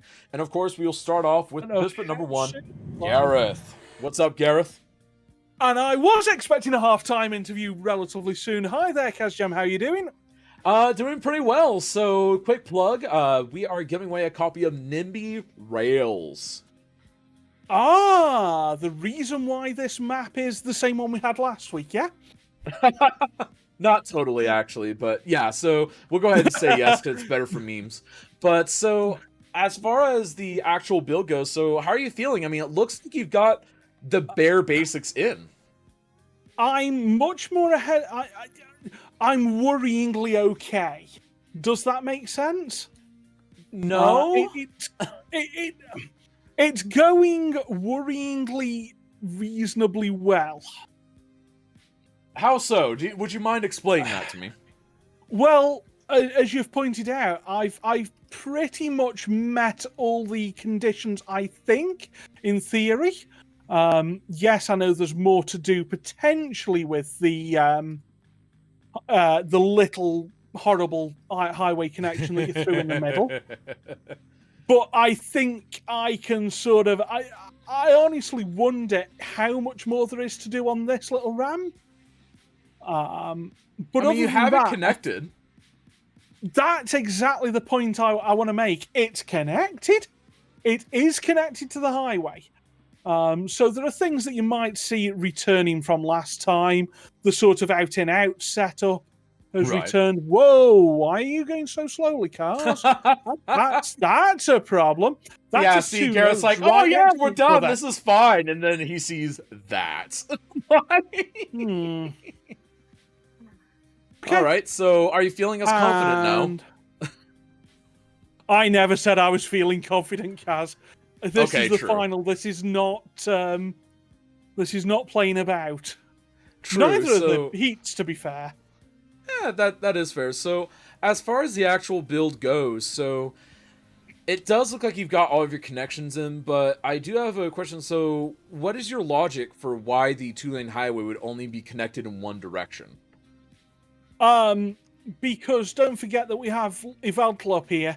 Yveltal decreed that we must not spend more money on this than is required. Going in just that one direction. She got very annoyed. You'll notice that there's no private sponsorship this time round. She was very annoyed that we had to sell our souls to the big oil industry. So she's kind of getting a bit antsy about that. So we You should have sold it to the old grain mill. That's what I do. Well, unfortunately, you know, that may not have been an option at the time. Gotcha. You know, the big oil will pay big money. You know, It's true, especially just a along thing. highways. Exactly. I mean, you know. So, as far as the actual like intersection goes, I love what I'm seeing here. I love the stack. I love the fact that everything is nice and compact, and I do like the fact that obviously you've got your reasons, but I do like the fact that it does seem rather budget conscious, because whereas you could theoretically just slap in more and more lanes and make sure everything has dedicated lanes, why have that? Why not just have some diverging lanes? And I actually really like that. It makes for a very beautiful layout overall, I think. Oh yeah, and you will notice that we actually managed to, because you commented on it last week, you commented that no Brit managed to do it. I found a roundabout this week for you, Kaz. Alright, so the Brit found the roundabout. Alright, well, let's go ahead and mark that off the bingo cards. Well, a Brit found a roundabout. That doesn't mean that I'm the only Brit. I mean, there is another one taking part. And it's true. We'll have to see what he manages to come up with. Now, as far as the time that's left, so assuming that you feel like you're done, what else do you think you're going to be doing in this match? I am nowhere near. 55 minutes? I am nowhere near done. In that, you know, the lanes are maybe technically connected, but as you can see, there's a lot of jank in there. There's an argument for finding a way of connecting this up to the rest of the highway network another way. I think I could almost argue a really almost elegant solution to that. I'm seeing lots of slowdown here, which needs to not be happening, please, and thank you. Any hints as to what your elegant solution might be? It will be elegant enough, and the hint is, coming from this way, you can access everywhere. Right. So let's just abuse the fact that if we join the highway at the right place, we only have to join it once more to have absolutely everything connected. Not untrue. I'm curious how you're going to do that, though. I think I can see in my mind how that is, but I'm really curious how you're going to pull it off. Yeah, we've got two of the connections. We only need to pull it to this connection to let it go anywhere, and then anything coming to us, unfortunately, is a nuisance. That's fair. So anything coming in is just going to have to come in filtered down here. We might find a way of fixing that. I don't know. but We'll have to have definitely find have out. I made a real flub at this? I mean, you might let's- have. I can't tell you if you I- have, but you might have. I'm 90% sure that I've made a complete hash of something. Out of curiosity, what do you think you did? I think I might have some pedestrian crossings in the wrong place. You know what? As in, I will I've got accept some. that. So, anyways, That was we're a gonna go ahead jank. and leave you be. We have taken up enough of your time, but you've got a lot to do, so we're going to peace out. And folks, again, this Yeah. is twitch.tv/Gareth Hubble. Be sure to check him out, see if you enjoy his build, and we'll be chatting with you near the end. How's that sound? That sounds perfect, Kaz. Thank you very much. Anytime. And now we're on to Too Legit City. What's up, Too Legit? What's going on? Not too much. So, yeah, this build, it's chugging along, and your intersection is coming nicely. You've come up with I think Luca said it was the curved trumpet. Like, Trumpet of some sort. It's man, a trumpet's a three-way. We got the trumpet part, but because of the angles and the curves and the space, we're getting this monstrosity. honestly, it's elegant. I actually kind of like the solution. I wasn't expecting a solution like that, but I like what I see. So, what made you decide to do it like this with kind of, I guess, I'll just call them trumpet mechanics in play? So basically, I wanted. So earlier, when I was in the first interview, I was talking about the two schools of thought: the natural Mhm. curves, and then there's the geometrically aesthetic. You Right. guys know I'm part of the latter. I'm always a part of the geometrically aesthetic part. So I was thinking about how to actively connect the two areas. One of the things that screamed at me was, "Hey, we have the Cathedral of Plentitude right here, and guess what? This is a 90." And we're going to connect to that. So I wanted to run some lines perpendicular to that. So basically, that 90 right there, I wanted to utilize. Ooh. I honestly only did that though because I saw that if I were to pull this straight out, I'd probably bop an office. So I was like, okay, I have to do that. Fair And enough. then, And so you just like rolled with it and made it just kind of even more aesthetically pleasing. Yeah. So the idea was I could try to do a crooked curve to here, kind of like this crooked curve. Right. But I wouldn't have space to trumpet this one into here because of the resonance, so I had to do a modified version like this. So you have a right angle turn, right? And then you have the trumpet that's a little bit modified. It is a little bit modified. I like it though. It's very elegant, and I think probably one of the more creative solutions I'm seeing so far. Now, as far as so it looks like you've got the main interchange down. So what are your plans for trying to get connected to that 2-lane highway or that avenue? The avenue is going to be right here.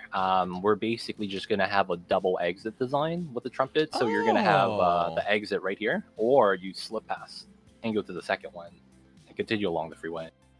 I like that. I really like that. That's actually nice and elegant and honestly simple because, again, thinking from that navigation standpoint, if I'm sitting there driving, it feels like that's something that would be easy to do instead of what some people do, which is like you reach the end of a 3-lane or a 4-lane highway and then there's 4 little spindly bits that go different directions, which is a driver's worst nightmare. So it's like, I don't know which west downtown to take. There's 3 that say west downtown. You know what's funny? This actually is a freeway I drive on in real life. They have a through traffic split where it connects back into the freeway, but it's to do the exits and then the merging of the freeways usually. I kind of just took that idea and just went with that. So I actually like the kind of local and express traffic idea, which is it's kind of a variation on that.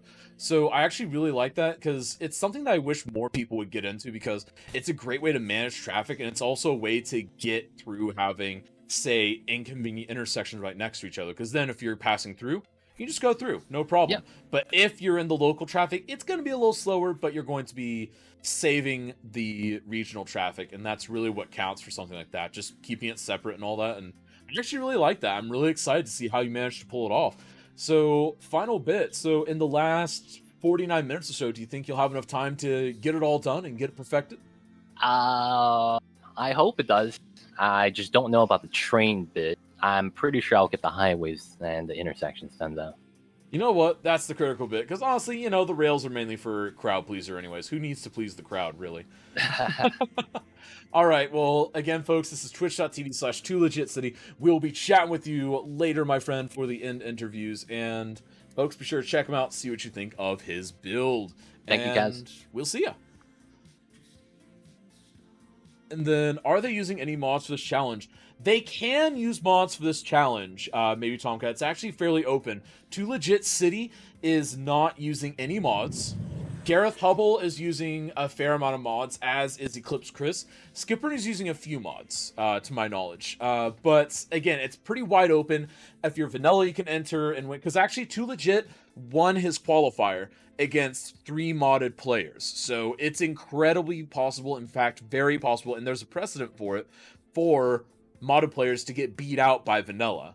Which, every time someone says, oh man, vanilla can't compete, I've seen it happen. Taradra does it sometimes. We've seen other people do it. We've seen vanilla builds triumph, and I think that is important because, again, it's not all about the best mods, because you can have the best mods, you can have Move It, you can have Anarchy, all that stuff, but if you utilize that wrongly, it's worse than not using it at all, and I think that's actually very critical here. There's 2 connections missing right now, so there are still 2 connections missing, but again, he spent the first 20-25 minutes planning, so if anyone's going to pull it out, I think he can. Now, let's go ahead and pull in. Have messed up markings now. Yeah, I did see that. We'll go ahead and ask him about that, but first, it's time for us to visit Skipper. What's up, Skipper? Oh man, The time flies, doesn't it? You got 47 minutes left. How are you feeling? I have a nightmare. A nightmare? What kind of a nightmare? Intersex markup tools did not load. Oh, that's really bad. Oh, that might be the Harmony thing that happened today. Yeah, That could very well be the Harmony thing. Yeah, that is bad news bears. Ooh, is it worth loading out and back in for? That's the real question. Oh, that's a toughie. yeah. That's an absolute doubt. toughie. I doubt it since I was using the experimental version. So I would probably have to go to get a previous table or something like that. Right. That's rough. Well, best of luck for whatever you decide to do there. Now, and also, quick plug for chat. There's actually a solution that Silchuk tweeted.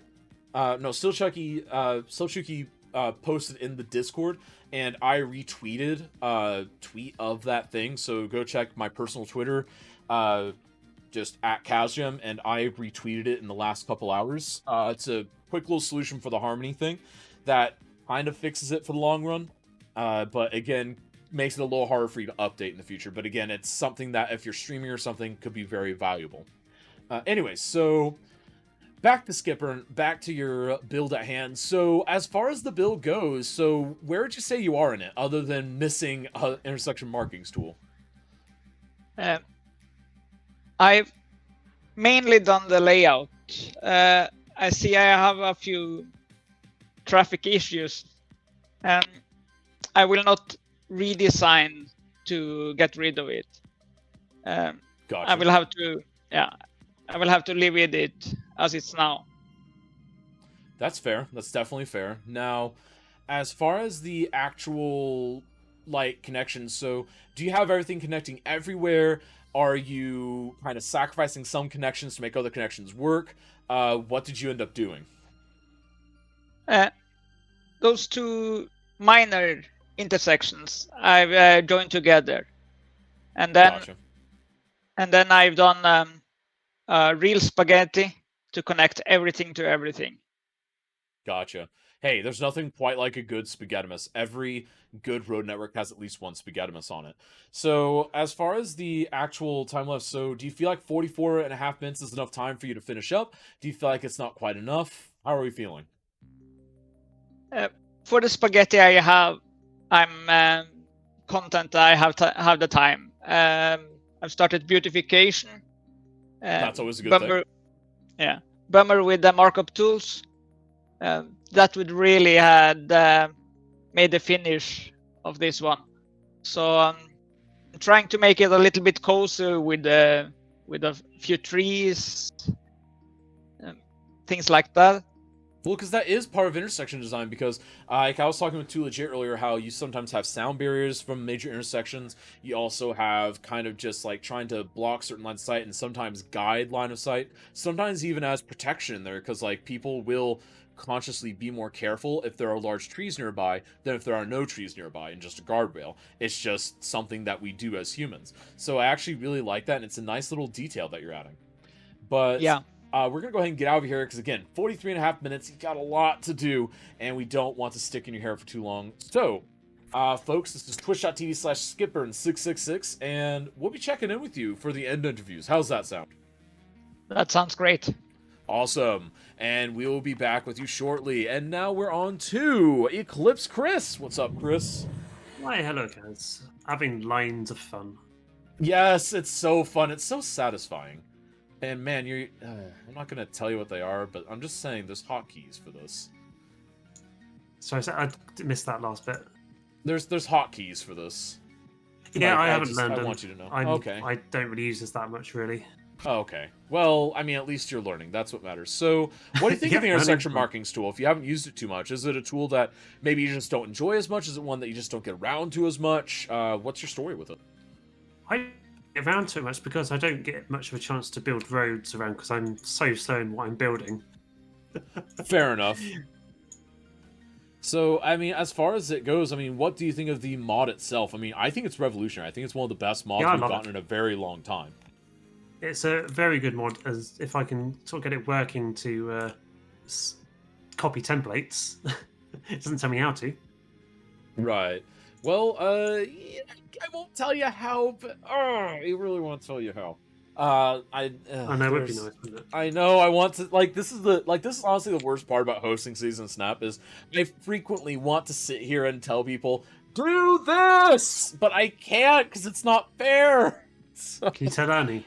You know what? I'll tell Ernie, and if Ernie tells you, it's whatever. Okay, I'll go ahead and shoot Ernie a DM. His Discord, is he on Discord right now?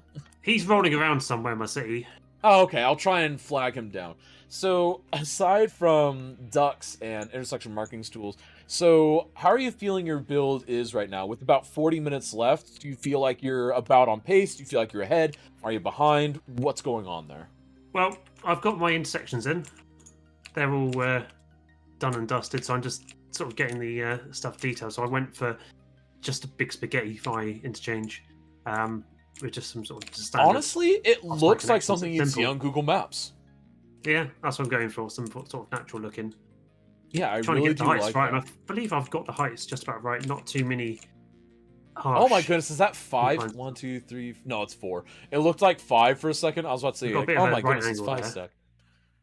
That is a little bit of a right angle, but one, yeah, I have two, confidence three, in you. It's technically 4.5. Yeah, it's 5. 4. It looks like it could be 5 just because of the density of it, I think. Try But add one for good measure. Yeah, there we go. Yeah, it's 4.5. We'll call it 4.5 stack. So as far as the actually, I've seen someone use that term for whenever there's like a bike lane or a pedestrian pathway underneath. But so that is technically a thing. But as far as the detailing and all that, so getting the function down first is obviously really important. I'm super glad to see you do that now. As far as going in, there we go. So as far as getting the actual detailing in, like what kind of details are you thinking that you want to see? I was sort of thinking some sort of construction-esque sort of stuff, but I was hoping to be able to build something a bit differently, but the maps caused me to go a bit more standard building.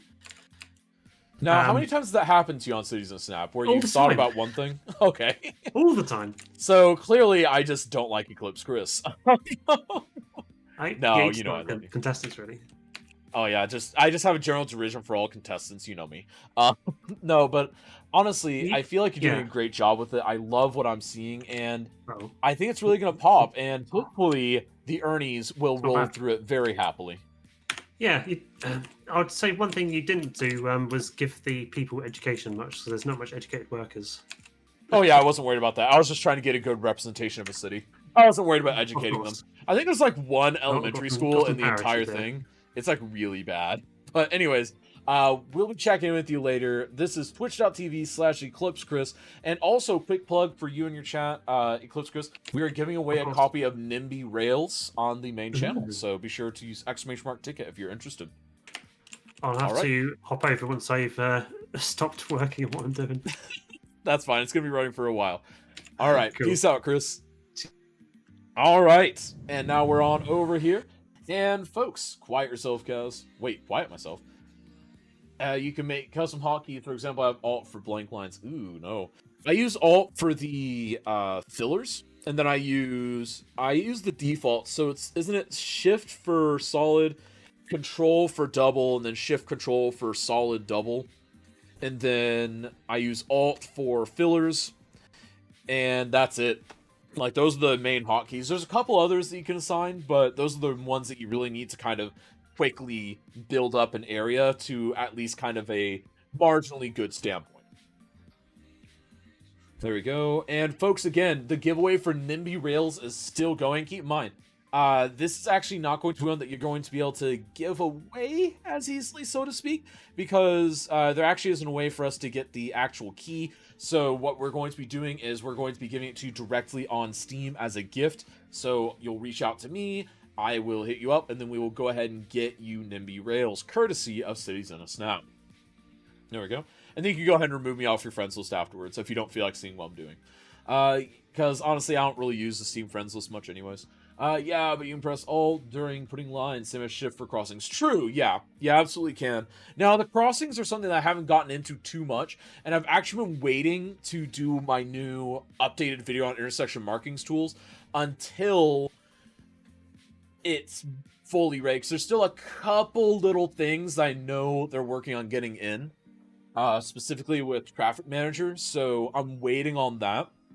Once that's done, I'm going to do my version 2, kind of 6 months later, for intersection markings tool. Because, man, can you believe that that mod is 5 months old right now? Dear goodness. And I'm hoping to get a 6-month video out on it. I think it'd be really useful. Because it's a really, really sweet, sweet mod. Oh, I'm out of drink. Big stab. There we go. All right, so we're going to go ahead and give the NIMBY Rails a few more minutes to enter. So go ahead and use !ticket to have a chance at NIMBY Rails. And also, quick poll for the general audience here. Would you be interested in seeing a one-off event, not on the mainline event, but as an additional event for NIMBY Rails? Is that something that people would be interested in? It'd probably be a much looser format, not as strict, and more just kind of be for funsies type thing. Is that something that people would be interested in? Just, voice your opinions in chat, because it's something that a lot of people mentioned to me yesterday that they would be very interested in seeing. But obviously, I am curious what you guys think as the viewers of Cities in a Snap. Dave does with the ticket, hoping to snag his own copy of NIMBY Rails. Again, a fabulous new game. Absolutely fabulous. And also, folks, another quick plug. Be sure to sign up for the February brackets of Cities in a Snap. Use the !register command for that. And also, be sure to sign up for Patreon if you want that beautiful snowy cityscape that you see way up above my head. If you want that mailed to you, that's right. We mail these to our Patreon supporters. If you are a Patreon supporter for us, of the city councils here or higher, we mail you art every single month. And it's nice, solid, cardstock. It's not going to go anywhere. It doesn't bend and get folded too easily. So it gets physically mailed to you. And we've already got people that are putting together little collections. This was the Founders Edition one. I keep a copy of this on my desk. And the Snowfall one is what's right above us. And next month, for the February Patreons, is going to be Intersections. And again, I put these together using basically art assets, and I'm sitting there and taking what I think some of the more beautiful shots are from the Cities in Snap community to do with the theme. And February is going to be Intersections, so if you want some beautiful intersection art, be sure to sign up for Patreon. If you want your Snowbound, as above, art print, be sure to sign up today, because today and tomorrow are the last days to sign up. Because if you aren't Patreon for January, you will not be able to grab it. And there we go. NIMBY Rail pulls up. Sweet! Alright, well, I'm the type of guy who don't use unified UI, because shortcuts like Control plus L. Also, speaking about shortcuts, why TMP won't work with them when it is off, and why you can't quit move it with left click like no controller and IMT. What do you mean you can't? Oh, I think that's because Move It looks for something when you left click, and it's not limited. Whereas no controller and intersection markings tools, those are limited to intersections. Like if you're clicking somewhere that isn't an intersection, it's obvious. But since Move It looks for basically everything, or right click, whichever. You messed up again, facepalm. Wait, I did? Oh no! Wait, did I? No, I think that's it. Right click has its own use, deselect everything. Right, yeah. You're right, click. I almost must have. Okay, there we go. Yeah, and like Cubeboy mentioned, so that actually has its own function within Move It, and that's probably why. Because with intersection markings. Oh, yeah, he keeps kind of messing it up, but again, he's newer to that mod. Because he focuses more on the feel of the city and all that, which again I do too, but I'm also quite passionate about the intersection design, so that's why you see me doing that stuff a lot. Season of Snap, can Garrett dejank your interchange? Which interchange? Which interchange? He's going to have to be specific. I'm tempted to say no, but depending on which one it is, maybe. Tell him to hover over the one. Now we'll make a call. I'm tempted to say no, but I might say yes. There we go. And just waiting on it. Waiting for him to kind of see what that is. Is it bugging him that much, Minxie? Is it bugging him that absolutely much? I mean, if so, I totally understand. But also, we're not really sure about that. There we go. Alright, and it does look... Oh, is he going to do it? Nope, he's not going to do it. And it looks like a slim majority of people would like to see a one-off NIMBY Rails event. Okay, we'll be sure to maybe look into that at some point. So if you are curious and if you have an opinion on that, you can always share that with me afterwards. Keep in mind, I always hang out in Discord for an hour or so after each event. So, oh, NIMBY Rails. So for those that don't know what NIMBY Rails is a... Oh, that one with the... Yes, he can dejank that. He can absolutely dejank that if he wants. If he wants to dejank it, he absolutely can. I did not do the proper TMPE-ness on it. Yeah, so he's more than welcome to do that. There's nothing that says he can't do that. Just it won't be factored into the judging. There we go. Araxi, what's up, my friend? Launch starting chapter back. Yeah, exactly. Alright, and then it's basically Railroad Tycoon on Google Maps. Yeah, so NIMBY Rails is a game where you are basically given a Google Maps view of the world. And you are given $1 billion loan, and you sit there and you build up a train company, basically. You build up a rail system. You start taking on customers. You adjust prices. You set up routes. You set up lines. You adjust the amount of trains. You adjust what kind of trains. And you sit there and you just run it. You have to try and figure out what the efficient way to do it is. You have to figure out where the rails need to go. You need to figure out, is this going to be local or express? You know, which stations hook up where. It's an incredibly fun game. It's early access right now on Steam. It's absolutely beautiful, I think. Wait, Araxi had an alien baby? Am I missing something? What's up, Bald? How are you doing, my friend? I hope you're doing well.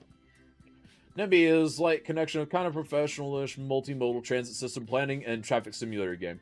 It's basically the traffic game and or Transport Fever on Google Maps. It is absolutely legendary. And it does actually have the same graphical tweaks that you would see on like a real transport tracker for like, you know, say the New York Metro, something like that. And it's down to an incredible resolution. I have zoomed in to Morpheus's hometown rather, in northern Italy. I have zoomed in on Pumpkinhead and Kiggy's neighborhoods, like with them on stream, and they've been like, yeah, that's my neighborhood with great resolution. I've zoomed in on my home city. I've zoomed in on where my parents' house is. Again, it's a map view. It's not like a satellite view, but I've zoomed in on where my parents' house is. I've zoomed in on where my house is. And you can sit there and lay rails anywhere you want. You can zoom in on the Arctic and get stuff in up there. I think it'd be useless, but you could. Yeah, just open maps import. Pretty much. Omen Street map. Yes is yes. Yes, it is. All right, you're working. Oh, thank you. I'm a proud sim grandma. Proud sim grandma. I'm so confused. Brainless, what's up, my friend? How are you doing? Long time no see. Stalker, obviously a stalker. And yeah, Otherworld has been playing around with the lovely NIMBY rails. Apparently several people got it yesterday. Oh wait, that's 30 minutes remain. Oops. I hit the wrong button, folks. If Orwell was a traffic manager, yes, obviously. 30 minutes, I hit the wrong button. The buttons are like this far apart on my stream deck. And I hit the wrong thing on accident. I hope I didn't just give everyone... Time is up. No, time isn't up! How are you doing, Brainless? Oh wait, a Sims thing! That makes so much more sense, Cuboid. See, Cuboid knew and I didn't, so... That's why Cuboid's smart. Cuboid, you're smart. Keep being smart. Okay, so... Let's go ahead and pull forward. Let's go ahead and see what the individuals are up to again. So we need to go ahead and do a quick little checkup. So we've got about 28 minutes left now. We've got some intersection marking tools, and I have to say, I'm loving what Gareth is doing with intersection markings tools, and I think that's actually going to be absolutely legendary once he manages to get that and all the traffic manager stuff worked out. I think he's pulling a really strong lead here, personally. Now, again, the rubric may say otherwise, but right now my gut is saying that Gareth is pulling in the lead, probably followed closely by Too Legit and Eclipse Chris. I specifically didn't answer to keep Kaz wondering. Giveaway, haha, yes, Kitty, hi, my sim in her sim world. My sim had a baby today, so I think that makes me a sim grandma. A simdma? Grand sim? You're a grand sim. Well, so else doing it now gives you an additional 30 minutes because no markings needed. Kind of, yeah, but it also depends what you do. Now, Too Legit over here, it looks like Too Legit is connecting... Oh... He's doing it with a roundabout. That's what he's doing. That clever guy. That is clever. I like what I'm seeing there. That is a clever use of that area. And absolutely qualifies. Absolutely qualifies for what the restrictions were. He's building in that area. He's connecting to that road. That's great. That's beautiful. That's perfect. Well done to him on that. That's absolutely great. Now, I am curious how he's going to actually make the connection. There we go. There was only one more clever thing for here. Square about. No bias, right, on the square about. Let's go ahead and see what others are doing as well. So I'm really excited that we've got another roundabout going on. Switch it up a little bit. So we've got Skipper moving on to full-on beautification of not just the intersection, but the city itself. So I think Skipper believes that they are done. Now, again, I think this is symptomatic of he didn't get intersection markings tools to load. So he's kind of struggling on that to make it work out with what he wants to be done. So again, I do hope he's able to get that rolling. I hope he is able to kind of make up for it, because I think he mentioned he's trying to use this to make up for it. Now, let's go ahead and move on to participant number 4. Of course, Eclipse Chris, the reigning champion, Ernie's faithful servant, and he is working very hard at getting all of these intersection markings in. It looks like he's trying his best to make this look like a dense urban interchange, and I really like that. The one thing that I do wish we were seeing from Eclipse Chris is I wish we were seeing a little bit more, I guess, beautification, because his feels a little bit industrial compared to the others. It absolutely feels industrial, and I'm not really sure if that's intentional or not, and we'll just have to wait and listen to him, because industrial isn't necessarily a bad look, just not a lot of people want to go for that right off the bat, so I am curious about that. And let's go ahead and back on out. And Rax, I hope you're having a beautiful day. And everyone else who's come in, hope you're having an absolutely beautiful day. Absolutely beautiful. And let's see here. I need to go ahead and I need to get this. Let's see here. Dying. There we go. All right, there we go. Hey, everyone. What's up, Mighty-O? How are you doing, my friend? I hope you're doing excellent and perfect and beautiful. We've got about 25 minutes left in Cities in a Snap, the live edition. And folks, the extended format has been announced for the next week. It's going to be Nature City / Nature Scene. So we're going to be seeing that. And oh, we have Gareth loading back in. Hang on. Let's see what this is about, folks. Before we go on about Extended Edition, I am curious. To junk this in fast. So, Gareth, What are you doing? Unfortunately, having to reload in, intersection marking tool has janked me up. It got into that state where I pasted a node in, and it went, yeah, you can accept and decline or whatever, but the buttons won't work, and you've got no circle. So I'm very quickly, while this loads in, probably nip and have a very fast comfort break. That is very important. It's intersection marking tool all the way to the end from here, I think. I don't think there's much more I can do. We'll go ahead and get out of your hair, because right. getting intersection markings tool in there is very important for you. Yeah, it is key to the build. All right, cheers, guys.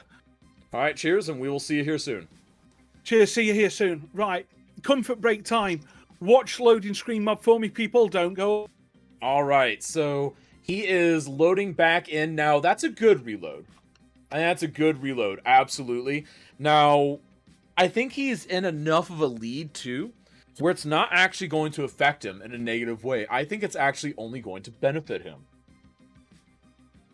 What do you guys think? Is it going to benefit him? Anyways, so as far as an extended format goes, you've got all week long to build up your nature cities, submit them on Discord via a collection, preferably put them all in a folder together, zip them up, then send that to me, because it's much easier for me to deal with the zip file, so that I can just drag it over, extract, and then you have your own folder for the slideshows.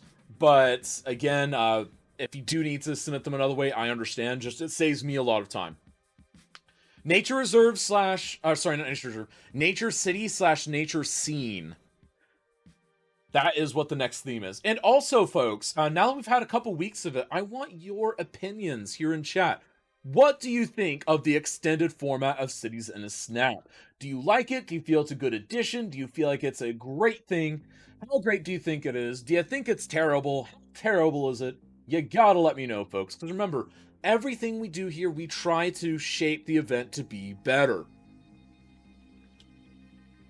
And let me know if you have any questions about that, Mighty-O. That was voted in by chat, with a close second by Olympic City. Well, I gave you feedback in the Discord. True, you did. And that feedback is very welcomed. And again, if you want to have a more open discussion about that, please hit me up on Discord sometime, because especially those longer form feedbacks, it's better if we can sit there and talk, I think, instead of just like 18 paragraphs, 18 paragraphs, 18 paragraphs. Just to make sure that nothing's lost, so to speak. I like the extended builds idea a lot. I'm glad you like them, Greg. And also, a quick shout out to those that subscribe to the channel, because not only do the Patreon supporters help us out, big shout out for that, patreon.com/citizensnap. Also, huge shout out to those that subscribe and help keep this channel afloat, because it does cost a lot to run on the back end, and anything you can do to help with that is always appreciated. Thank you all so much for that. It really means a lot. Here we go. Hey, Cass, Season Snap, just coming in now, kinda. How did today's CISX go? It went very well. We had a winner of Nightmorphous, and a close second of Keypuff. Keypuff's idea was actually very well liked by the community. The whole kind of, I guess, experimentation and development center. I think the theme idea really resonated with people, and just the concepts there. And I think very validly so. And Gareth is out of cities again! Hang on, I gotta see what's going on here. We might be reverting to an older autosave. We might just have to try and pull something out of the bag. That's just cost us 5 minutes. I'm going to try that city once more, but loading from the main menu. If that fails, we are mildly stuffed. I might have just been given the Harmony update. I did load in earlier, fine. I don't know if I've just had the Harmony update come through that's been breaking everyone's stuff. Wait to respond. Let me quickly see when the last download to this was done. Properties. Okay, so Harmony may have janked Gareth. Can we get Fs in chat? No, Mighty-O. The winner was Nightmorphous, followed closely by Keypuff. Idea is great. Presentation needs work. Well, Mighty O, if you have any more direct feedback for it, again, a great way. I mean, the feedback you've given me is great, but another great way, if people are uncomfortable giving feedback in a more public way, the feedback form is a beautiful way to give feedback. Seafleur, how are you doing, my friend? And again, we can work on that, Mighty O, and I do want to work on that because I want to make sure that people don't feel like it's an addendum event. I want people to feel like it is its own thing, because it really is its own thing. Just, it makes sense to lump it in with the main season Snap event due to the fact that I've only got so much time in the week. And season Snap does not pay my bills, unfortunately. So, yeah, there's only so much time I can give for it, unfortunately. So, if I could sit there and just say, yeah, you know, we'll have a separate day on Sundays all about these builds, I'd be all for that. But it's just not a thing that is possible at this time. Although we need some love, not only this Saturday. I feel, well, and again, we've discussed that, and I'm just not sure what a safe way to do that, because keep in mind, I had to protect the event, and I also have to protect the time of those that help with it, and I also need to make sure that people don't take advantage of the event like they have in the past. Because keep in mind, we used to sit there and tweet all week long, hey, this person's participating, hey, that person's participating for the mainline event, and then they wouldn't show up, and people would show up in chat saying, hey, you said this person was participating, why aren't they participating, XYZ, ABC, and it just ended up causing us more issues on the back end, which is why I'm hesitant to do that again. As much as I think that'd be a lovely thing, it's just I can't think of a good way to do it that would also protect us at the same time. I was seeing Kaz's reacting live. Can't wait to see it in the edit. Oh, it's going to be great too, but my biggest thing was, you had a couple spooky slopes on your train. Come on, man, you know I'm a train lover. Like, you had a slope that was like 45 degrees on your train. Like, come on, man. How many builds are submitted today? 4. There we go. There we go. That's a pain. What's a pain, Crystal? There we go. Eclipse, please use highways on a wall properly. So what he's trying to do is he's trying to make up for the fact that the walls aren't quite giving him what he wants, and he's more just trying to draw where the wall is going to go from there. And I think it actually could be very beneficial, because keep in mind, the highways on Risen Concrete by SimOG, those are pretty much flatline underneath. If you want it to have a bit more burst, if you want it to feel like it's got more substructure, if you want it to feel like it's got more of a ramp maybe, or maybe rain drainage, things like that, you might want to have something like the key wall there to make it actually feel a little bit more flat, and also to add that fencing on the side. Because I think adding the fencing is a really good touch. An absolutely good touch. There we go. And then, I don't remember that. Yep, there's definitely one of those like that. There we go. Alright, that looks at... How is your train about? Actually, people liked your train about, Tuba. It looks like people liked your train about, in chat at least. And I definitely appreciated it. I liked the train about, and I liked the fact that trains were actually using it. I would have used non-train conforming retaining walls. I probably would have as well, usually working, but maybe the ones he's using don't have that option. Because I know that all the Avanya ones do. All the Avanya ones, you have those options. But I don't know which ones he's using in particular. So it's possible that it's just not an option. But we could also, I could be wrong. Let's wait and see. I mean, either way, he's working with good amounts of time. It's not like he's falling behind. It's not like he's got a million things left to do.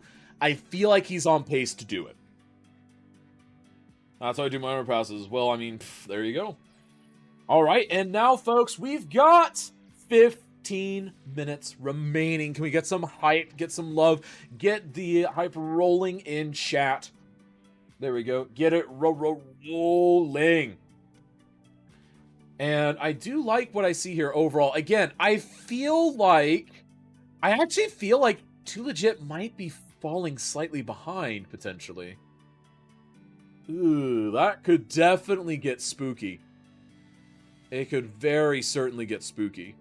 Now, it looks like Gareth might be running into some issues over here. Can we get F's in chat for Gareth? It looks like he might be having some janks happening. That is really, really rough. Oh my goodness. How many updates? Why would they do this? Oh my goodness. Can we get F's in chat for Gareth? That is just... That is absolutely rough. There's no other way to put that. It's simply rough. Oh my goodness. I like the Japanese stripes on Eclipse Chris's Highway. I kind of like those too. Oh yeah, folks, we're ending the NIMBY Rails giveaway soon.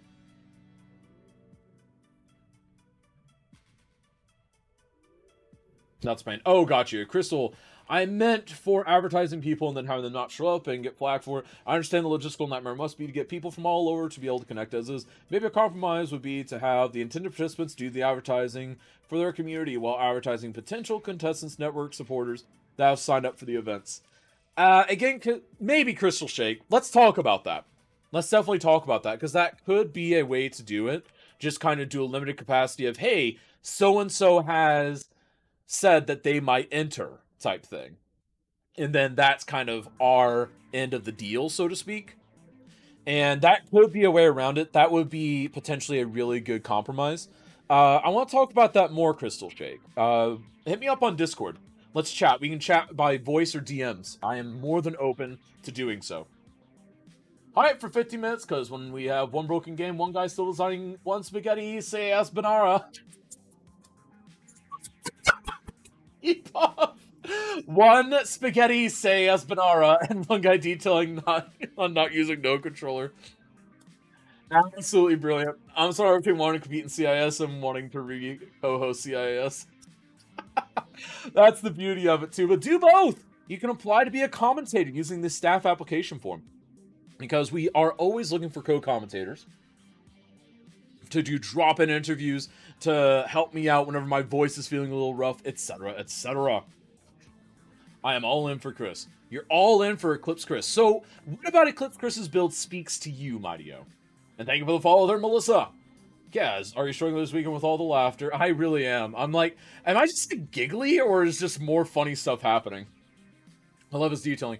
I like it too. Now, the one thing, Mighty-O, that I'm not liking is if he used some node controller, I think that'd go a long way, but he just got a lot of points. Hang on.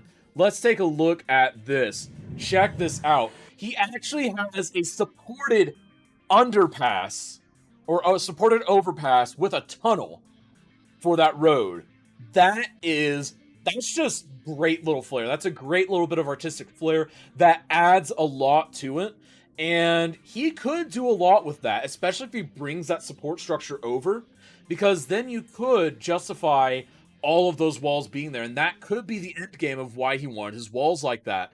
Folks, we might have the explanation at long last. Yep, he just PO'd that wall. There you go. That's what he's been doing, folks. Wrong command at first, I'm sleepy. No, you're fine. Folks, we are going for another about 30 seconds on the NIMBY Rails giveaway. 30 seconds to win NIMBY Rails. Again, if you win, you'll have to add me on Steam. We will hit each other up in DMs, and this will be courtesy of Cities in a Snap. There we go. And again, folks, we are going to investigate doing a one-off NIMBY Rails event, because it seems a lot of people are excited about that possibility. I don't know when that'll happen, but I will commit to looking into it. Notice 30 seconds left for a giveaway. Yep. There we go. And then, to be fair, when am I not sleepy? It's true. And we've got 5, 4, 3, 2, 1, and time. The giveaway is over. Let's see who wins, and the winner is... Sachu! Congratulations, Sachu! You win the prize of NIMBY Rails. Congratulations, my friend. Be sure to hit me up on Discord. Let's become friends on Steam if we aren't friends already, and we will make it beautiful together. Sachu, congratulations on winning NIMBY Rails. Absolutely legendary game. Again, hit me up on Steam so I can gift that to you. Again, courtesy of Cities in a Snap. And folks, with just under 10 minutes remaining, again, I think I maintain my previous statement. I personally feel that if Gareth can stay in the game, he's pretty far along at this point. I think he's potentially got this. However, I do feel like Eclipse Chris and Too Legit cannot be possibly counted out, because Eclipse Chris's beautiful swerves and curves with that beautiful stack, and then also we've got a good amount of spaghetti over here from Skipper, but it looks interesting, so we do need to keep that in mind. But again, Too Legit is another we really need to keep an eye out for, because we've got just a straight up connection, and again, he's gone for a very urban feel there, and I really like it. So he's utilizing Advanced Bulldozer, not even Move It. That's funny. So either way, he's getting rid of the trees that don't need to be there, and it looks like he is finalizing, folks. It looks like Too Legit City has darn near finalized it, and honestly, it looks good. The only thing I wish I were seeing is that the connection to that roundabout were maybe 4 lanes at the other side instead of just 2. That's the only thing I'm wishing for, but I don't think we're going to get that in this amount of time. I love these contests. Oh, I know you do, Bodan. What do you like most about it, Bodan? See us up and send an invitation on Steam. Sweet. We will be sure to hook up probably after Season Snap ends. I feel like you're preferring Gareth. Well, no, I'm not preferring. Just as far as the completion goes, I feel like he is pulling a little bit more ahead. But again, that's why I have the rubric. Because really, I see all these builds as equally competitive. And I do feel that, again, the rubric, were I to be biased, is able to cancel that out. And I don't feel I'm being biased. I'm just saying, based on my observations, I think Gareth's interchange system, for me at least, fits what I would like to see in like my real life a little better. But again, the rubric, once again, it cancels that out. That's why I have a rubric. That's why I don't just sit up here and say, for judgment. I have an actual rubric that has different metrics, different areas. I mean, heck, my favorite builds in the past have not even won the rubric before. That happens way more often than you might think. Happens way more often. And that's why you have rubrics. And it's actually something that I picked up, because at first, whenever I was, first doing my first teaching bits, I was initially like, I don't want to use rubrics. I just want to judge everything on their own merit. But then I realized really quickly that if you are looking at someone's paper that they've written on its own merit and you aren't careful, your own biases will get involved. And that's why you need to have different columns, because that way you can see, oh, wow, I really like this, but it doesn't hit the mark. I must only like the concept, or I must only like the idea, or I must only like the topic, which is why a lot of instructors do use pretty strict rubrics.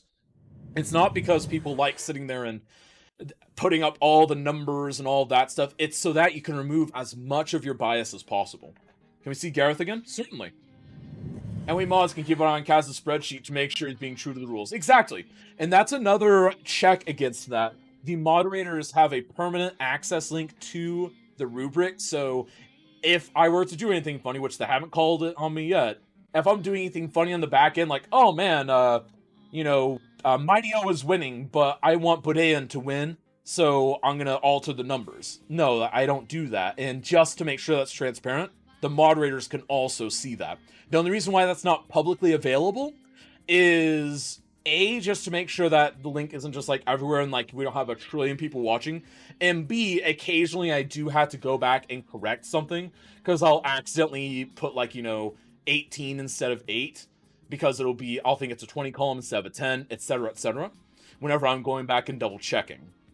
And that's why, because I don't want to freak people out and everyone be like, oh, look, he changed this number.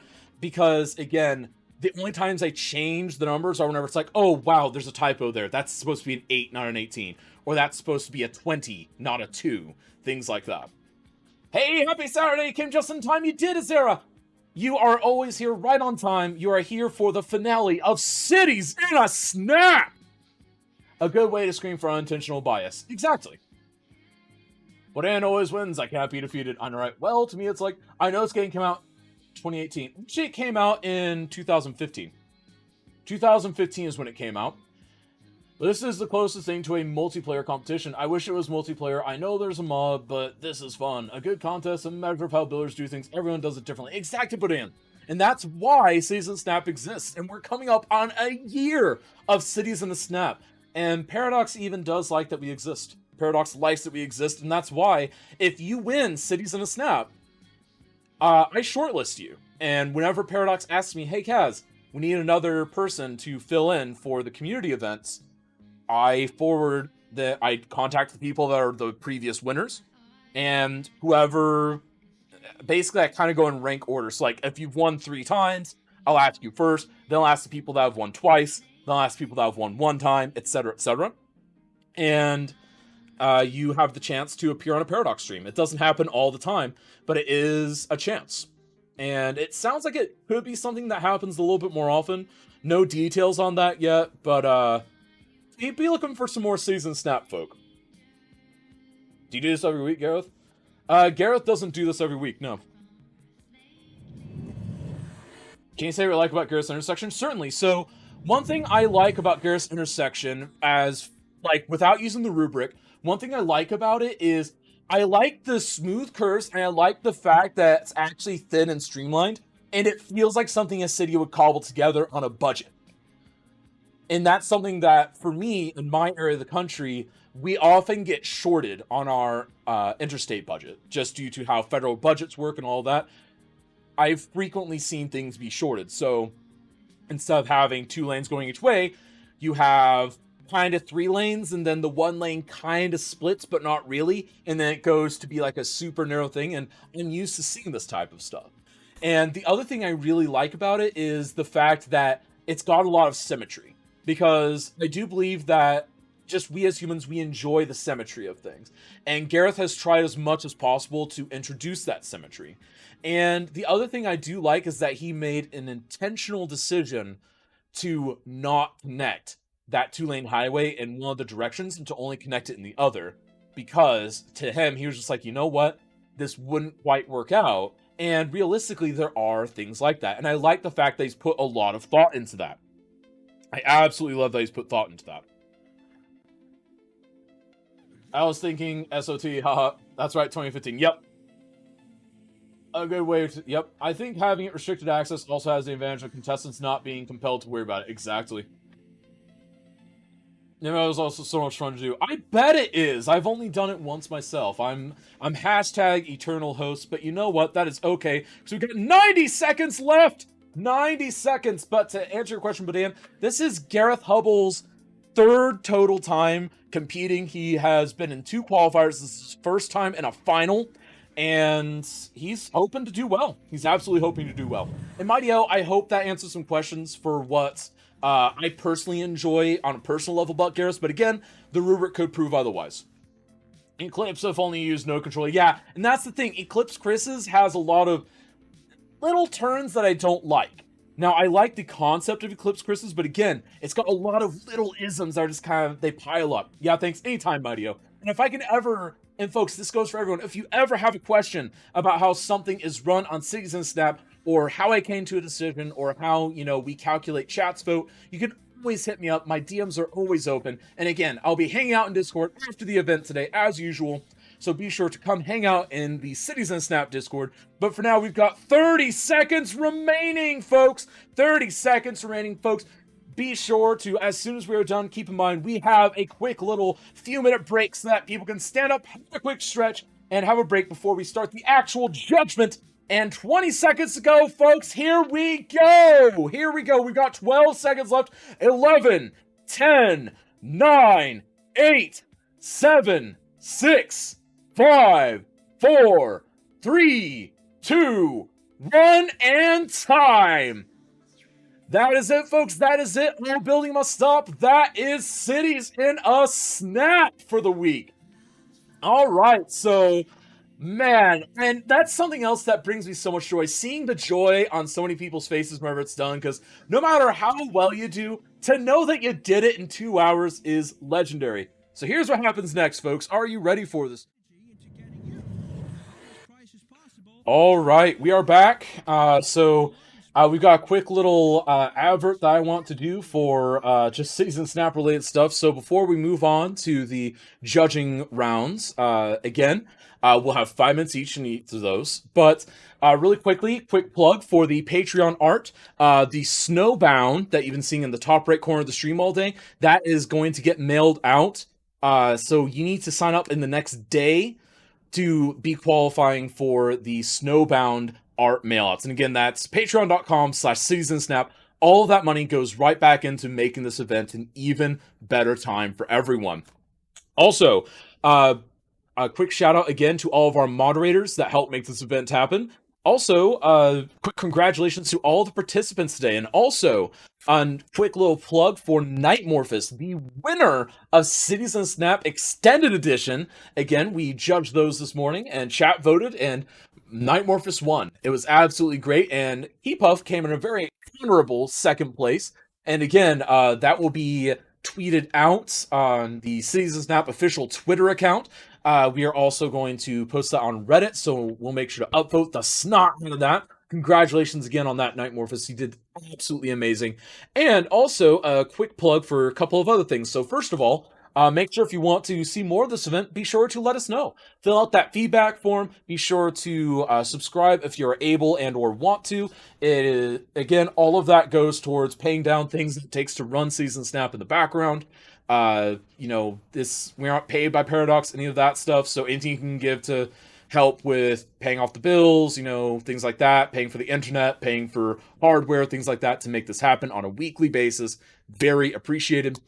And also, a final quick plug just to all of you, the chat, the community, for being here because you are all absolute legends. So, good evening, Mama Van. How are you doing? And welcome in, Alizara. So, let's go ahead and start up the interview process. And of course, that means that first off, we're going to be visiting the one, the only, the Gareth Hubble. What's up, Gareth? Oh, well, apart from all the crashing and stuff, let's get this back. So, really quick, before we dive into your actual interview period, so what happened exactly? Because it seemed a little chaotic. You were out, you were in, you were out, you were in. Yeah, there was a bit of a hokey-cokey moment, I think. Or hokey-pokey, I believe you call it over in America. I don't know. What happened was Intersection Marking Tool did the thing where if you paste, it came up with just the 6 options, but it didn't let me bomb out of IMT. And it didn't give me the circle, it didn't give me the node, it glitched. So unfortunately, had to bomb out of the game, reloaded straight back in, but apparently Steam was doing a workshop download at the same time, which bombed me straight out of the game, so I had to load back in again. So that cost me about 10 minutes. Ooh, and so you're feeling pretty good on the time, and then just... I was okay on time, but yeah, it completely stuffed me. All right, well, now that that's out of the way, you know the drill! You've got 5 minutes on the clock. Most important today, we want to see your traffic percentage, we want to see your traffic heat map, and then just show us your various intersections. Okay, well, as you can see, we have the god of traffic, Yveltal. She's decided that she doesn't like us spending stupid money on intersections, so she wants to make sure that everything is going well. So down here we have a sort of 4-level stack, which I managed to IMT up, kind of, and the connection over to this avenue. Unfortunately, what I'd normally done here is just shut a roundabout in, but hey, we're not allowed to modify the roads, and that's fine by us, so let's not. Let's stick a roundabout over the top, and then let people drop onto it. That's pretty normal over here.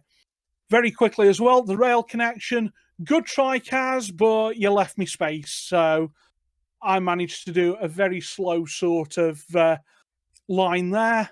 Similar sort of explanation that you've probably heard before, which is that, hey, this line is going to be...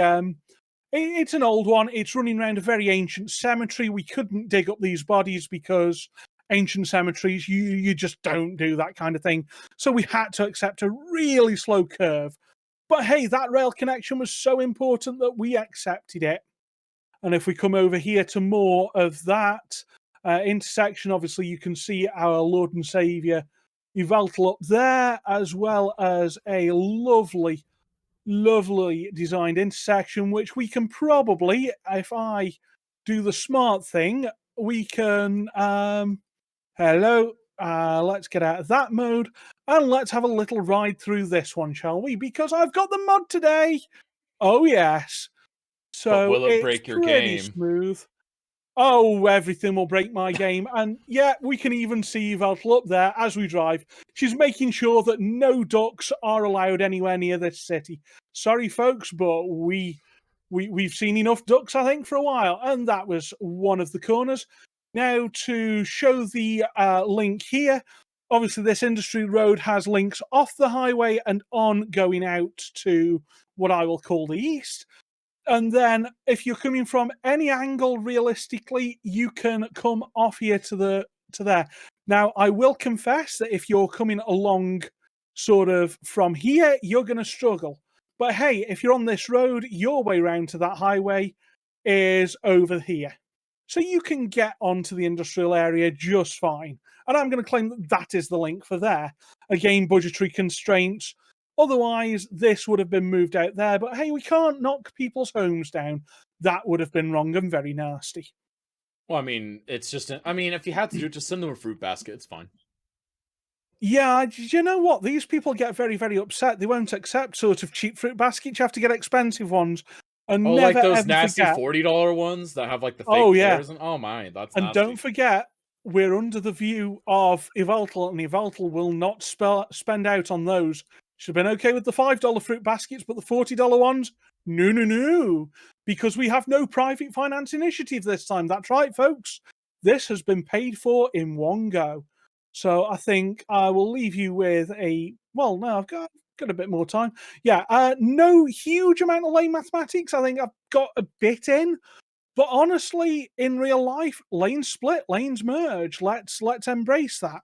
Yeah. And this was sort of put in as almost as a damn it, we forgot. There's a contract here.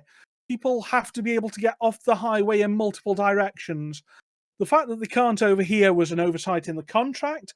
Unfortunately, Yveltal will be raining down destruction on the people that messed that up, because they did mess that up hugely.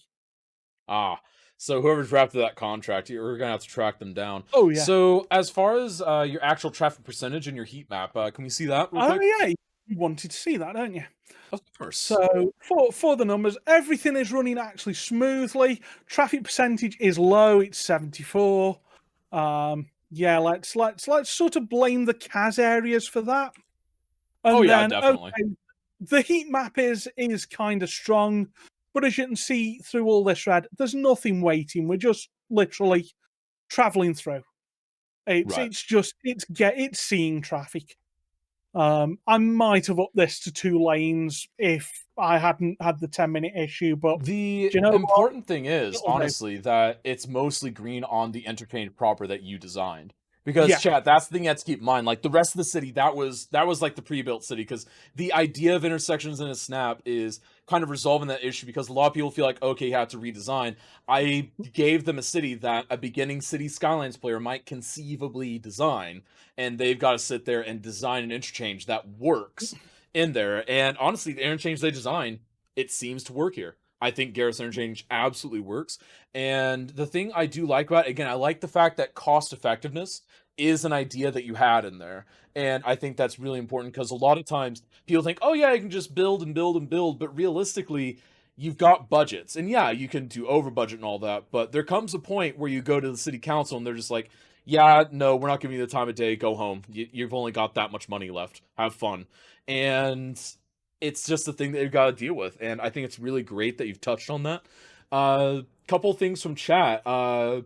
Did you think about maybe putting a like parking lots kind of underneath the interchange a little bit? Yeah, if I'd got another hour or 3, yeah. That's something I'd love to have put in. I know of shops that are under highways in this Right. country. I think, a bike lane going underneath, sort of focusing on what we said earlier with the extended edition, where everyone did fantastically well. Oh yeah, that was a great in extended that. edition. but I think some form of public transport or some sort of pathways under here would have helped as well. Sort of try and get people to walk to work. This there gave us a lot of traffic issues because that chapel, cathedral, whatever it may be, is very much a people draw. So I think there's a lot more work to be done here. I think this connection. Probably, if I were doing the city, I wouldn't even try and connect to the highway there. Oh I'd yeah. have looked to connect this better up to There's here or definitely something. other things you could do, but overall, again, great job. That's it for your interview portion, though. Again, folks, for your consideration, twitch.tv/Gareth Hubble. And a quick review, his actual traffic number was at like 75, but the intersections that he worked on were like, I'd say 90% green, with like maybe 10% Yeah. red in there, so pretty good overall. I would say that's excellent. And again, best of luck in the polls. Okay, thank you very much, Kaz. All right, and now if I can get Discord to agree with me, we'll move on to Too Legit City. What's up, Kaz? How you doing, man? Not too much. So, you know the drill. Got him. What? Did it, boys. We did it. Chat. You've always done it. You get know lost what? game. Sorry. Good job. Like thumbs up. Like I can't even. That's an okay symbol, right? Like it looks like symbol, okay. yep. Yeah. The It kind of looks like a turkey. It kind of does. I messed up. Man.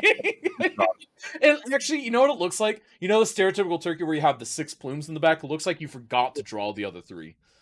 Yeah, kind of. I only had one hand. Yeah, It'd be one like that, hand. it does. Yeah, exactly. So, anyways, turkeys aside, you know the drill. You've got about 5 minutes, but before we start, obviously we're interested in a big thing is looking at the traffic map of your actual interchanges that you designed. And yeah, let's just hit it off. Let's go. All right, cool. So traffic. I didn't let the game simulate, so this is gonna go up. But Right. it looks like there was some traffic here. I did not unpause at all for the most part. Right. So a lot of the traffic I think is just gonna settle. It's going up as we speak already. So it's gonna go up. We'll probably check again at the end of the interview. So let's Right. talk about the interchange work. So one of the objectives we had to do was to connect the highways from here, and over here. The markers over there with the dirt roads, the trees in this space is our amount of space that we're allocated, and we try to make things work. Right. So funny enough, 2 weeks ago, this was actually the interchange design I had in mind. Really? But yeah, I was like, yeah, I probably shouldn't do that, and I scrapped it. Well, hey, you got to So- recycle it. That's what. Yeah. So the funny thing was, since you moved the road to up here now, it was kind of in my benefit to go back to it. So we wanted to do something like a modified trumpet. For the most part, the trumpet works as a normal trumpet, as you guys could see right here. If this actually went straight, this would be a normal curving. For the most part, that's nothing special, right? Just a minor thing right there. Now, to make this a little bit more accommodating, we had 2-lane right here, and that's really a through traffic highway road that merges back right there. That's really so that these people right here could get in to the freeway, or these people could slip past, exit here, or exit over here that goes to the other freeway. Now, of course, that only is a right turn for these guys. We connected this to a roundabout to better accommodate the traffic over here. But for the most part, actually, that's going to be where this comes into play.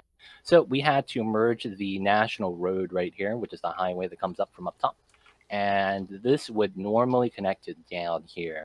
Now, to give this a connection to the highway, I wanted to add it to the highway, but I didn't know how to actually execute that. So there were 2 ways of me doing this. Either we do the interchange first, or we do the national road first. I opted in to do the trumpet variation first, just because it was a little bit easier, clear cut on what I had to do. And once we set that in, we saw the space we had, and I wanted to make this hit the freeway. Now, basically how this works is we have a split freeway on-off ramp for the most part. So this way, you could actually get to this way or that way. And then this one goes the opposite direction is going to be how Okay. that really works. So it's like you basically split the 2 on and off ramp to different streets. Now, of course, that's really all we got. We did a little bit of massaging for a little bit of the gradualness of the curve. Those you might know, without Move It, that's fun times. But we were Oh able to do yeah, that. but you're the master of that, so you're just like, oh yeah, that was nothing. That's just your average Tuesday. Just gotta, yeah, just gotta be patient. And then we did a little bit of beautification. I wanted to beautify the roundabout, added some trees. I wanted to do it here too, but because it was elevated, the effect didn't look as nice, so I opted not to do anything there. I can But understand yeah, that. that's the interchange. We came in with a roundabout here to do a two-sided off ramp or on ramp. I'm sorry, onto the freeway, off of the national road. But yeah, that's the city.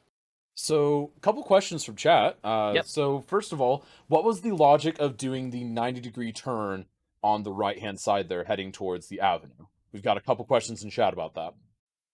Oh, right here. So that's really because I had to connect it to the avenue here, and the cathedral was not letting me really have that many options. So for the most part, I really had to do something like that, and I didn't really think I would have space to do anything else, to be honest. Now, for the most part, Especially without mods. Like that's yeah, the big without the thing. mods, yeah, With mods, that's like that's easy, but with mods, that's yeah. like. Because with Anarchy, I'd be able to do something over here with a split with the Oh, definitely. one-way ramp. Like I don't have to show You'd it. be able to do a little Y junction. We can all see it in our minds. Yeah, But that would be the Y junction right there. so yeah, and I do agree with that, and you do see things like that in larger cities, like we have mentioned during your interview. Yeah, And it's something that is kind of, it's like a bad solution, but it's whenever literally nothing else will work, that's what you do. And it is something that you see, especially on because we were talking about kind of the local and express lanes. You see it on the local lane side of that, because the express lane is for, hey, no stops. The local lanes are for, there might be some traffic slowdowns. yeah. And I feel like you've captured that really well. And as usual, your intersection designs are very beautiful. And Thank can you, we thank get you. another look at the traffic heat map of your entire intersection setup here? And then I have one more question from chat. Traffic heat map around 90%, That's not bad. And fluctuating. there's only one 91. red-ish area in your actual interchange, so that's actually Oh pretty yeah. good. Now, what was your logic in just destroying that length of the two-lane road and putting in a roundabout where it is? So that was more so I didn't want to have so because it's a one-way road like that, I didn't want a junction that was going to become somewhat heavy if we do expand the city over to this side. Because the problem with that would be this would back up, this is already slow. Giving it the roundabout gives it a little bit extra room for them to do what they need to do. And if they were to do this properly, people going straight would be on the inside lane, right? Right. But yeah, that's really just for a little bit of throughput for the most part. And I'm not going to lie, those of you guys who actually check out like real life interchanges, have you guys seen the picture of the roundabout that's literally a two-way roundabout? Yes, I have actually Yes, seen that. I There's saw that also a last version night. of that that's like halfway over. I think it's over a harbor. It's like halfway over a harbor. I've seen a version of it out there, and it's just like, oh my goodness. I don't remember which harbor it is. It's something over in the Middle East, I believe.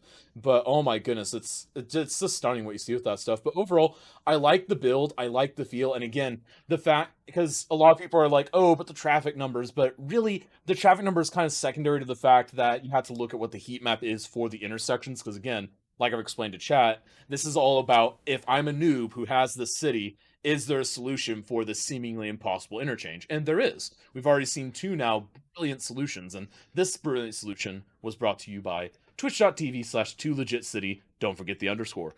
And Hey, we will be checking in with you, obviously, in the poll. So best of luck in chat vote. thank you, thank you. Anytime. And now we're on to Skippern. What's up, Skippern? Whoa! Nervous. And actually, really quick, touching on chemical stairs, it's actually possible to do the railway connection without mods. It's 100% possible. I have proven that it is in my own vanilla plays. It's entirely possible. So, it is possible. It was just he elected not to do it. Anyways, so on to Skipper now. So, you've seen it plenty of times, but just as a review, since your first time as a competitor, you've got 5 minutes on the clock here in a minute, and you'll be able to take us through your interchange, kind of show us the whole shabam of it. And obviously, part of that is we want to see your heat map, we want to see how that flows, and be sure to just showcase everything. Show us what you got. Okay, let's start with the traffic. And as I expected, this small highway connection is the big issue. The rest of the connection looks good. Not too much traffic. Connecting every part. I was expecting more traffic to go further north, but somehow it didn't. Right. Yeah, this is the development project for Lazy Heathen. There is a small highway going past Bard's Creek, and it connects Pleasant Bluff and Pie Castle to the main highway network for this region. This interchange is quite a spaghetti. Right. It allows for connection in every direction with only 1 or 2 lane changes. The railroad connects nicely. I did a small tweak because the bridge pillars was touching the outbound lane of the rail. Just moved it to separate the pillars from the rails. Right. And that was my fault. I meant to catch that, but yeah, that was my bad entirely. So if we can find a train, doesn't seem like there's any trains on this line now. That's how it is. Yeah. But anyway, it crosses nicely over the old existing roads into the station area, where both the passenger and the cargo stations are serviced in all directions. Also, the cathedral is nicely put into a forest that the towns have been growing out of. Right. Don't know what you want to see. Grab some car, maybe. Mm-hmm. Let's see. This one.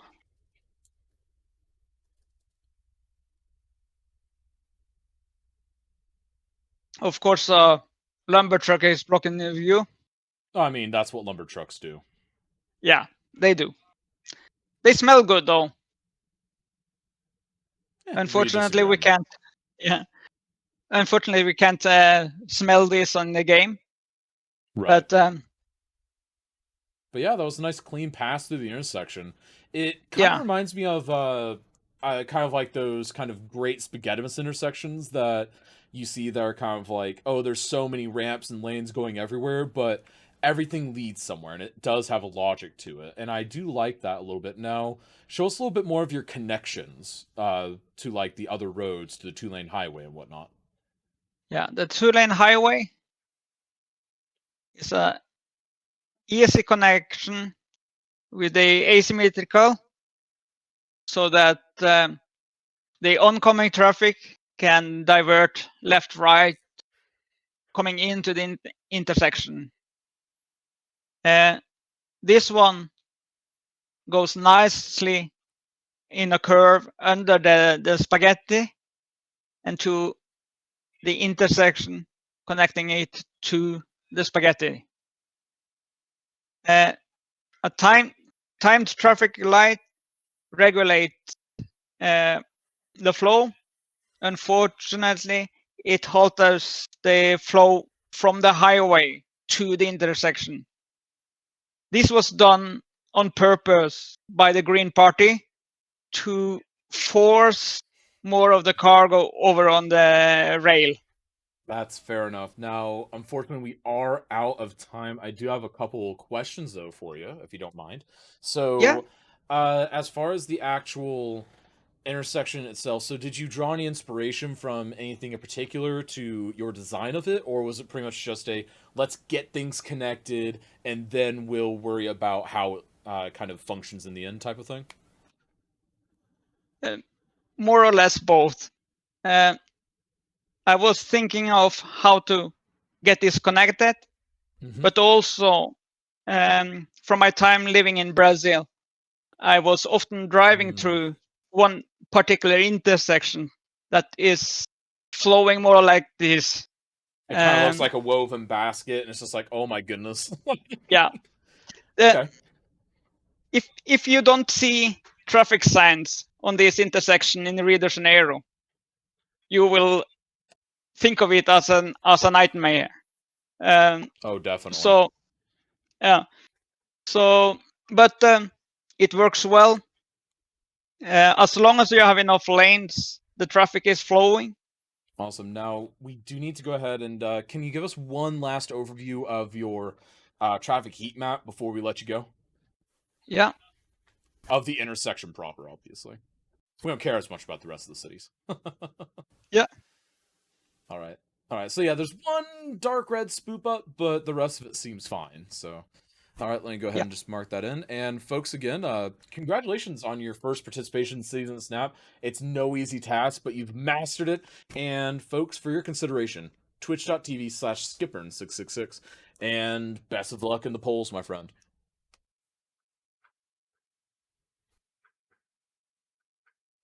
And now we're on to Eclipse Chris. What's up, Chris? Why, good evening, Kaz, and hello everyone else. Yes, so, you know the drill by now. You've been here enough times. 5 minutes, tell us about yourself, but Before we get most started, interested... though, I wanted just to mention about you had all this time and you did not fix this.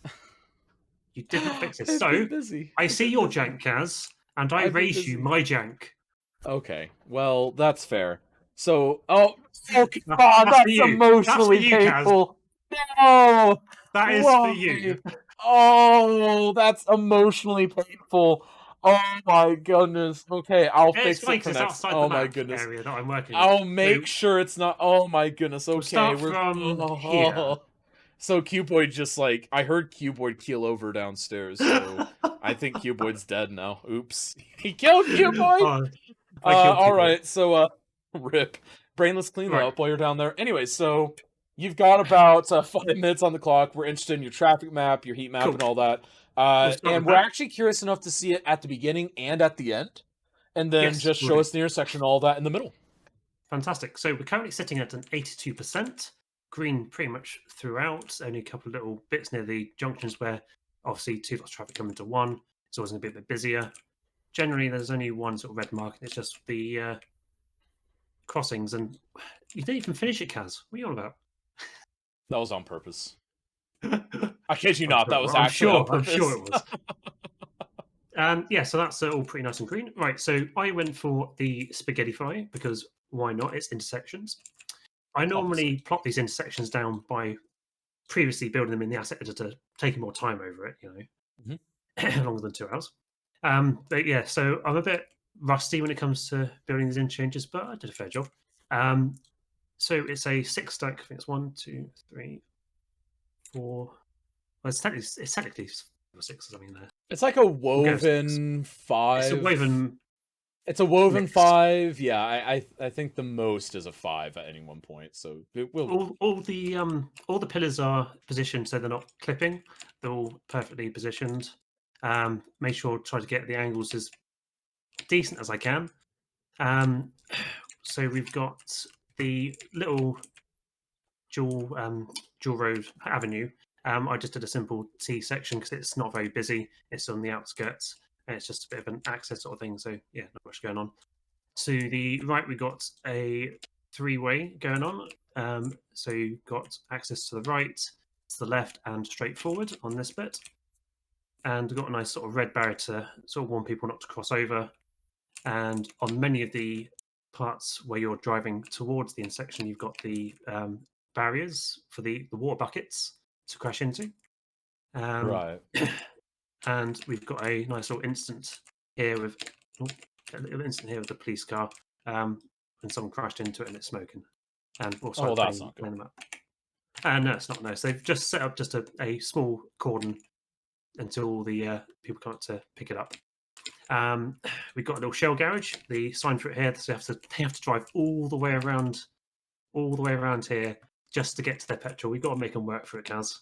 They can't Obviously. get too quickly. So the story of this is it's Ernie's town. It's Ernie's church. So the church owns the land and they're pretty rich. Church is always rich. So they've been able to afford a massive spaghettify junction because Ernie loves to roll around it and have lots of fun and have a nice big playground, as you do, as a little sort of gimmick. The what do you call it? The what was it, Kaz? Do you call it? No. You've got 2 minutes still. No, No, what I'm do still... you call the road? Oh, it's a my two-lane mind's gone national highway.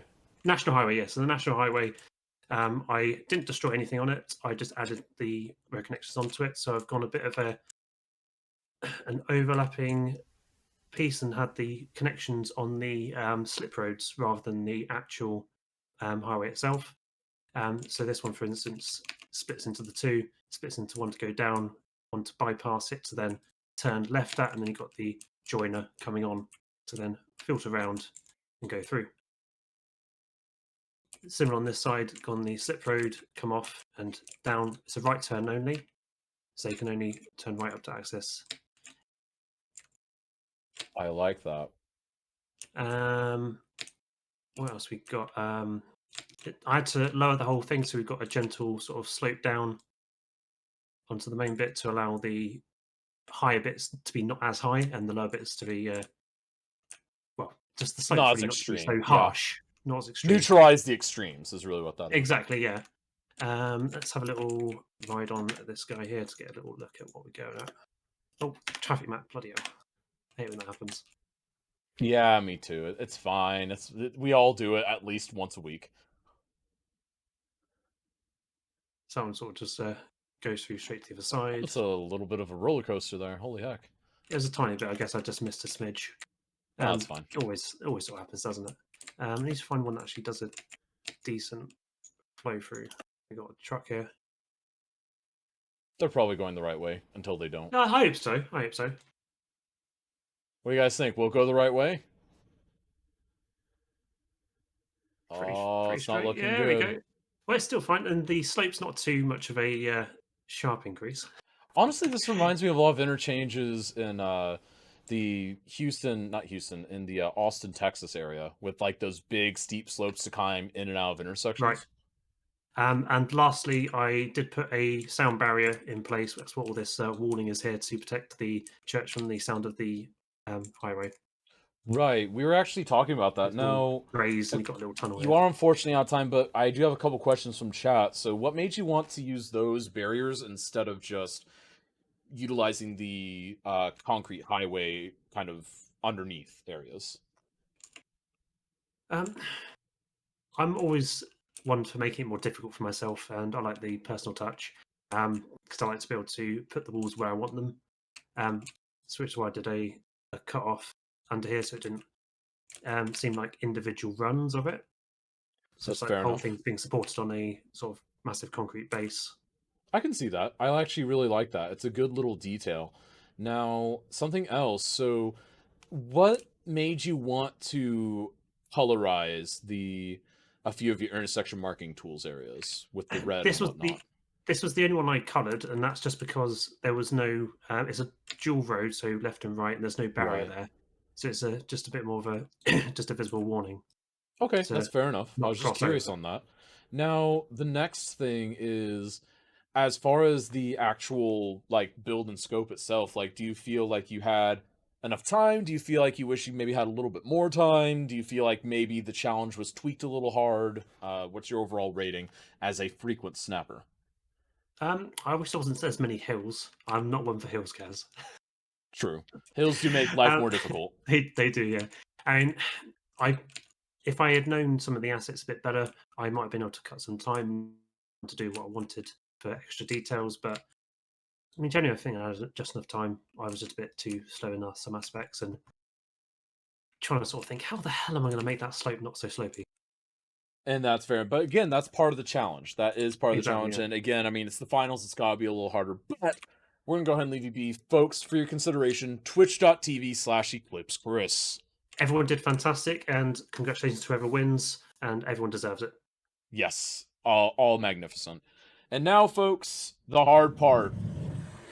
You've got to vote. I've already got my rubric mostly filled in. I need to double check the numbers, but oh my goodness, you guys have quite the vote on your hands. So we're going to open up the poll as usual, and of course, everyone is getting their vote in. That's right. So remember, the way that we do it here is you vote for your favorite build. Whoever you think did the best job on this week's build, that is who you're going to do. And of course, Too Legit is saying they're drawing some beautiful art.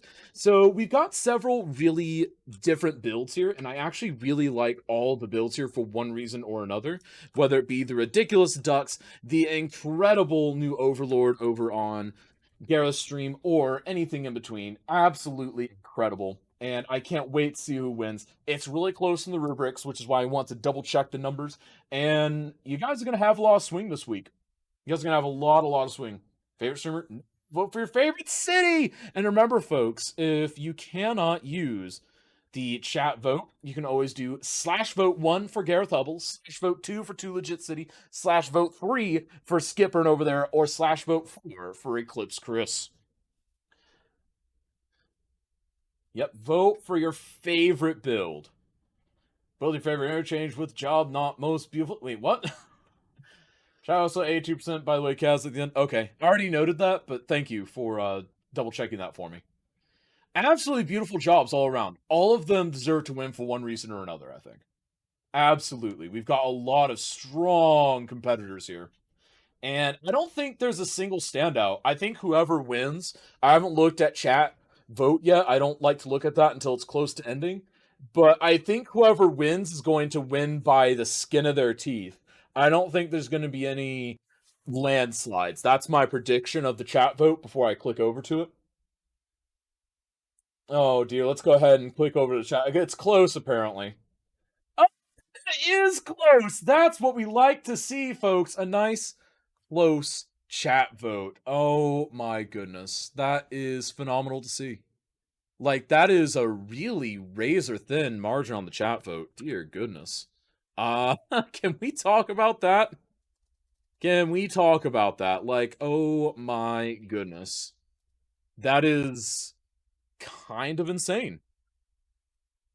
That's absolutely kind of insane. Like, wow. I knew it was going to be close, but holy heck, it is so, yeah. Like, and I think this is another case, kind of like last week's CIS Extended.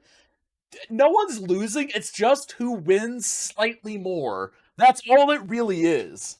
Like, oh my goodness. This is close. Time for, oh, I don't know. It's staying fairly close. Like, oh my goodness, no one's more than a couple votes away. Oh my goodness. Come on, voters, get your voices heard. Come on, folks, this is why we're here. We are here to give judgment and decide who wins cities in a snap this week. Who is going to win, though, folks? Who is going to win? Like, honestly, I don't know who's going to take this. I absolutely don't. I have zero idea who's going to win. Like, it could really go either way. It could go any of several different ways. Stop tying it, chat! I see you doing that! I see you tying it again and again. Alright, so it looks like we have a winner. Who broke it? Oh my goodness, who broke it? Wow, that was really close. Like, that was a 3-horse race until the last few seconds, for the most part. Wow! Well, you guys knocked it out of the park with your chat participation. Let me go ahead and put you into the rubric, and we will see who deserves the win, who gets the W. Alright, so chat gives you this. Gives, let's see, your 2-legit gets this, you get this, and you get this. And by a very razor-thin margin, incredibly razor-thin margin, we have a winner, chat. And the winner of this week's Cities in a Snap, Intersections in a Snap finale is... Congratulations, Gareth Hubble, on winning Cities in a Snap, Intersections in a Snap. No! Oh, wait, thank you all ever so much.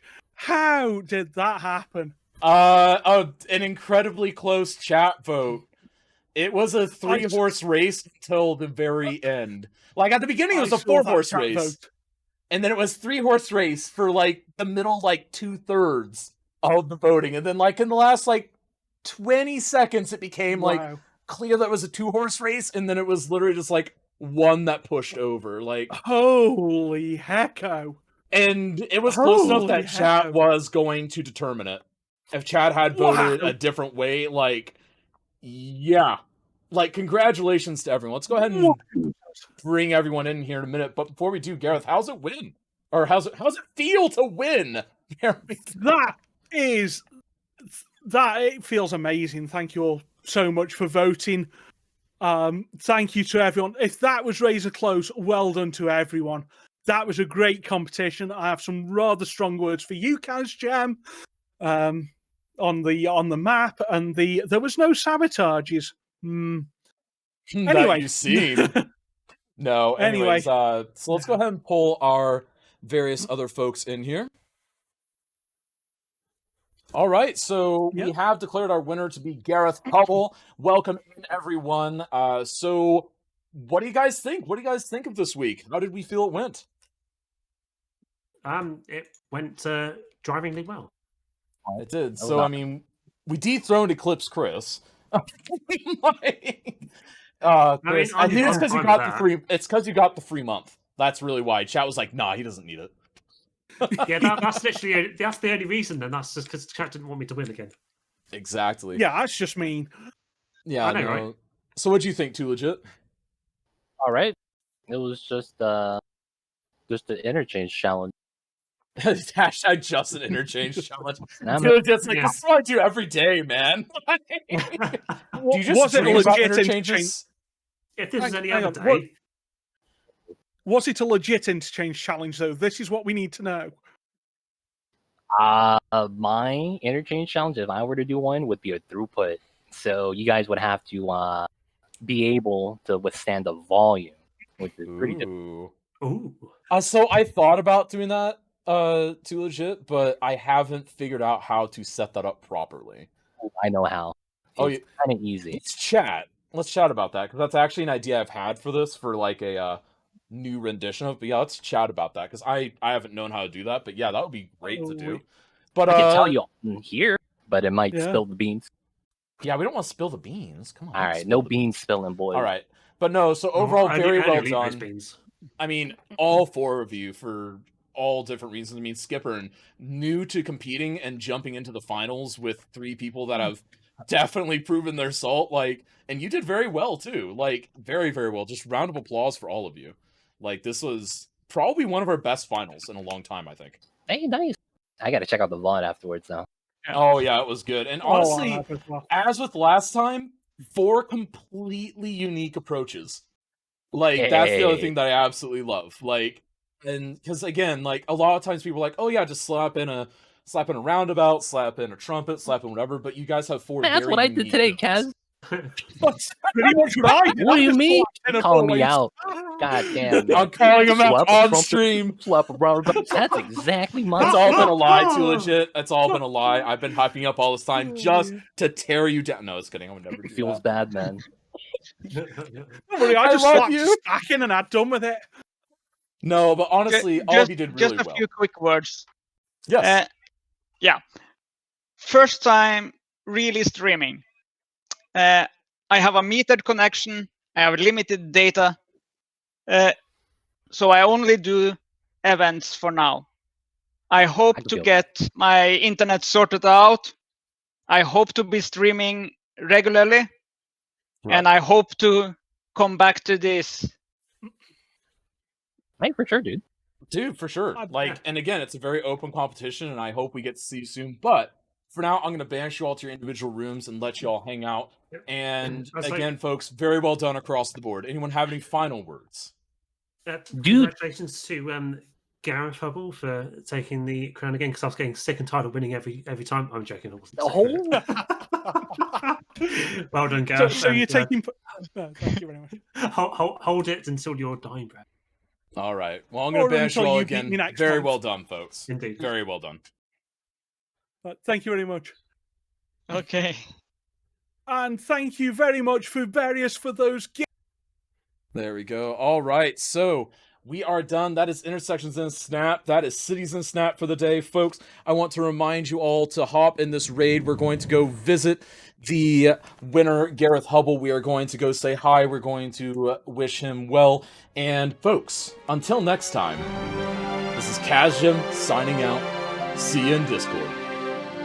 See ya!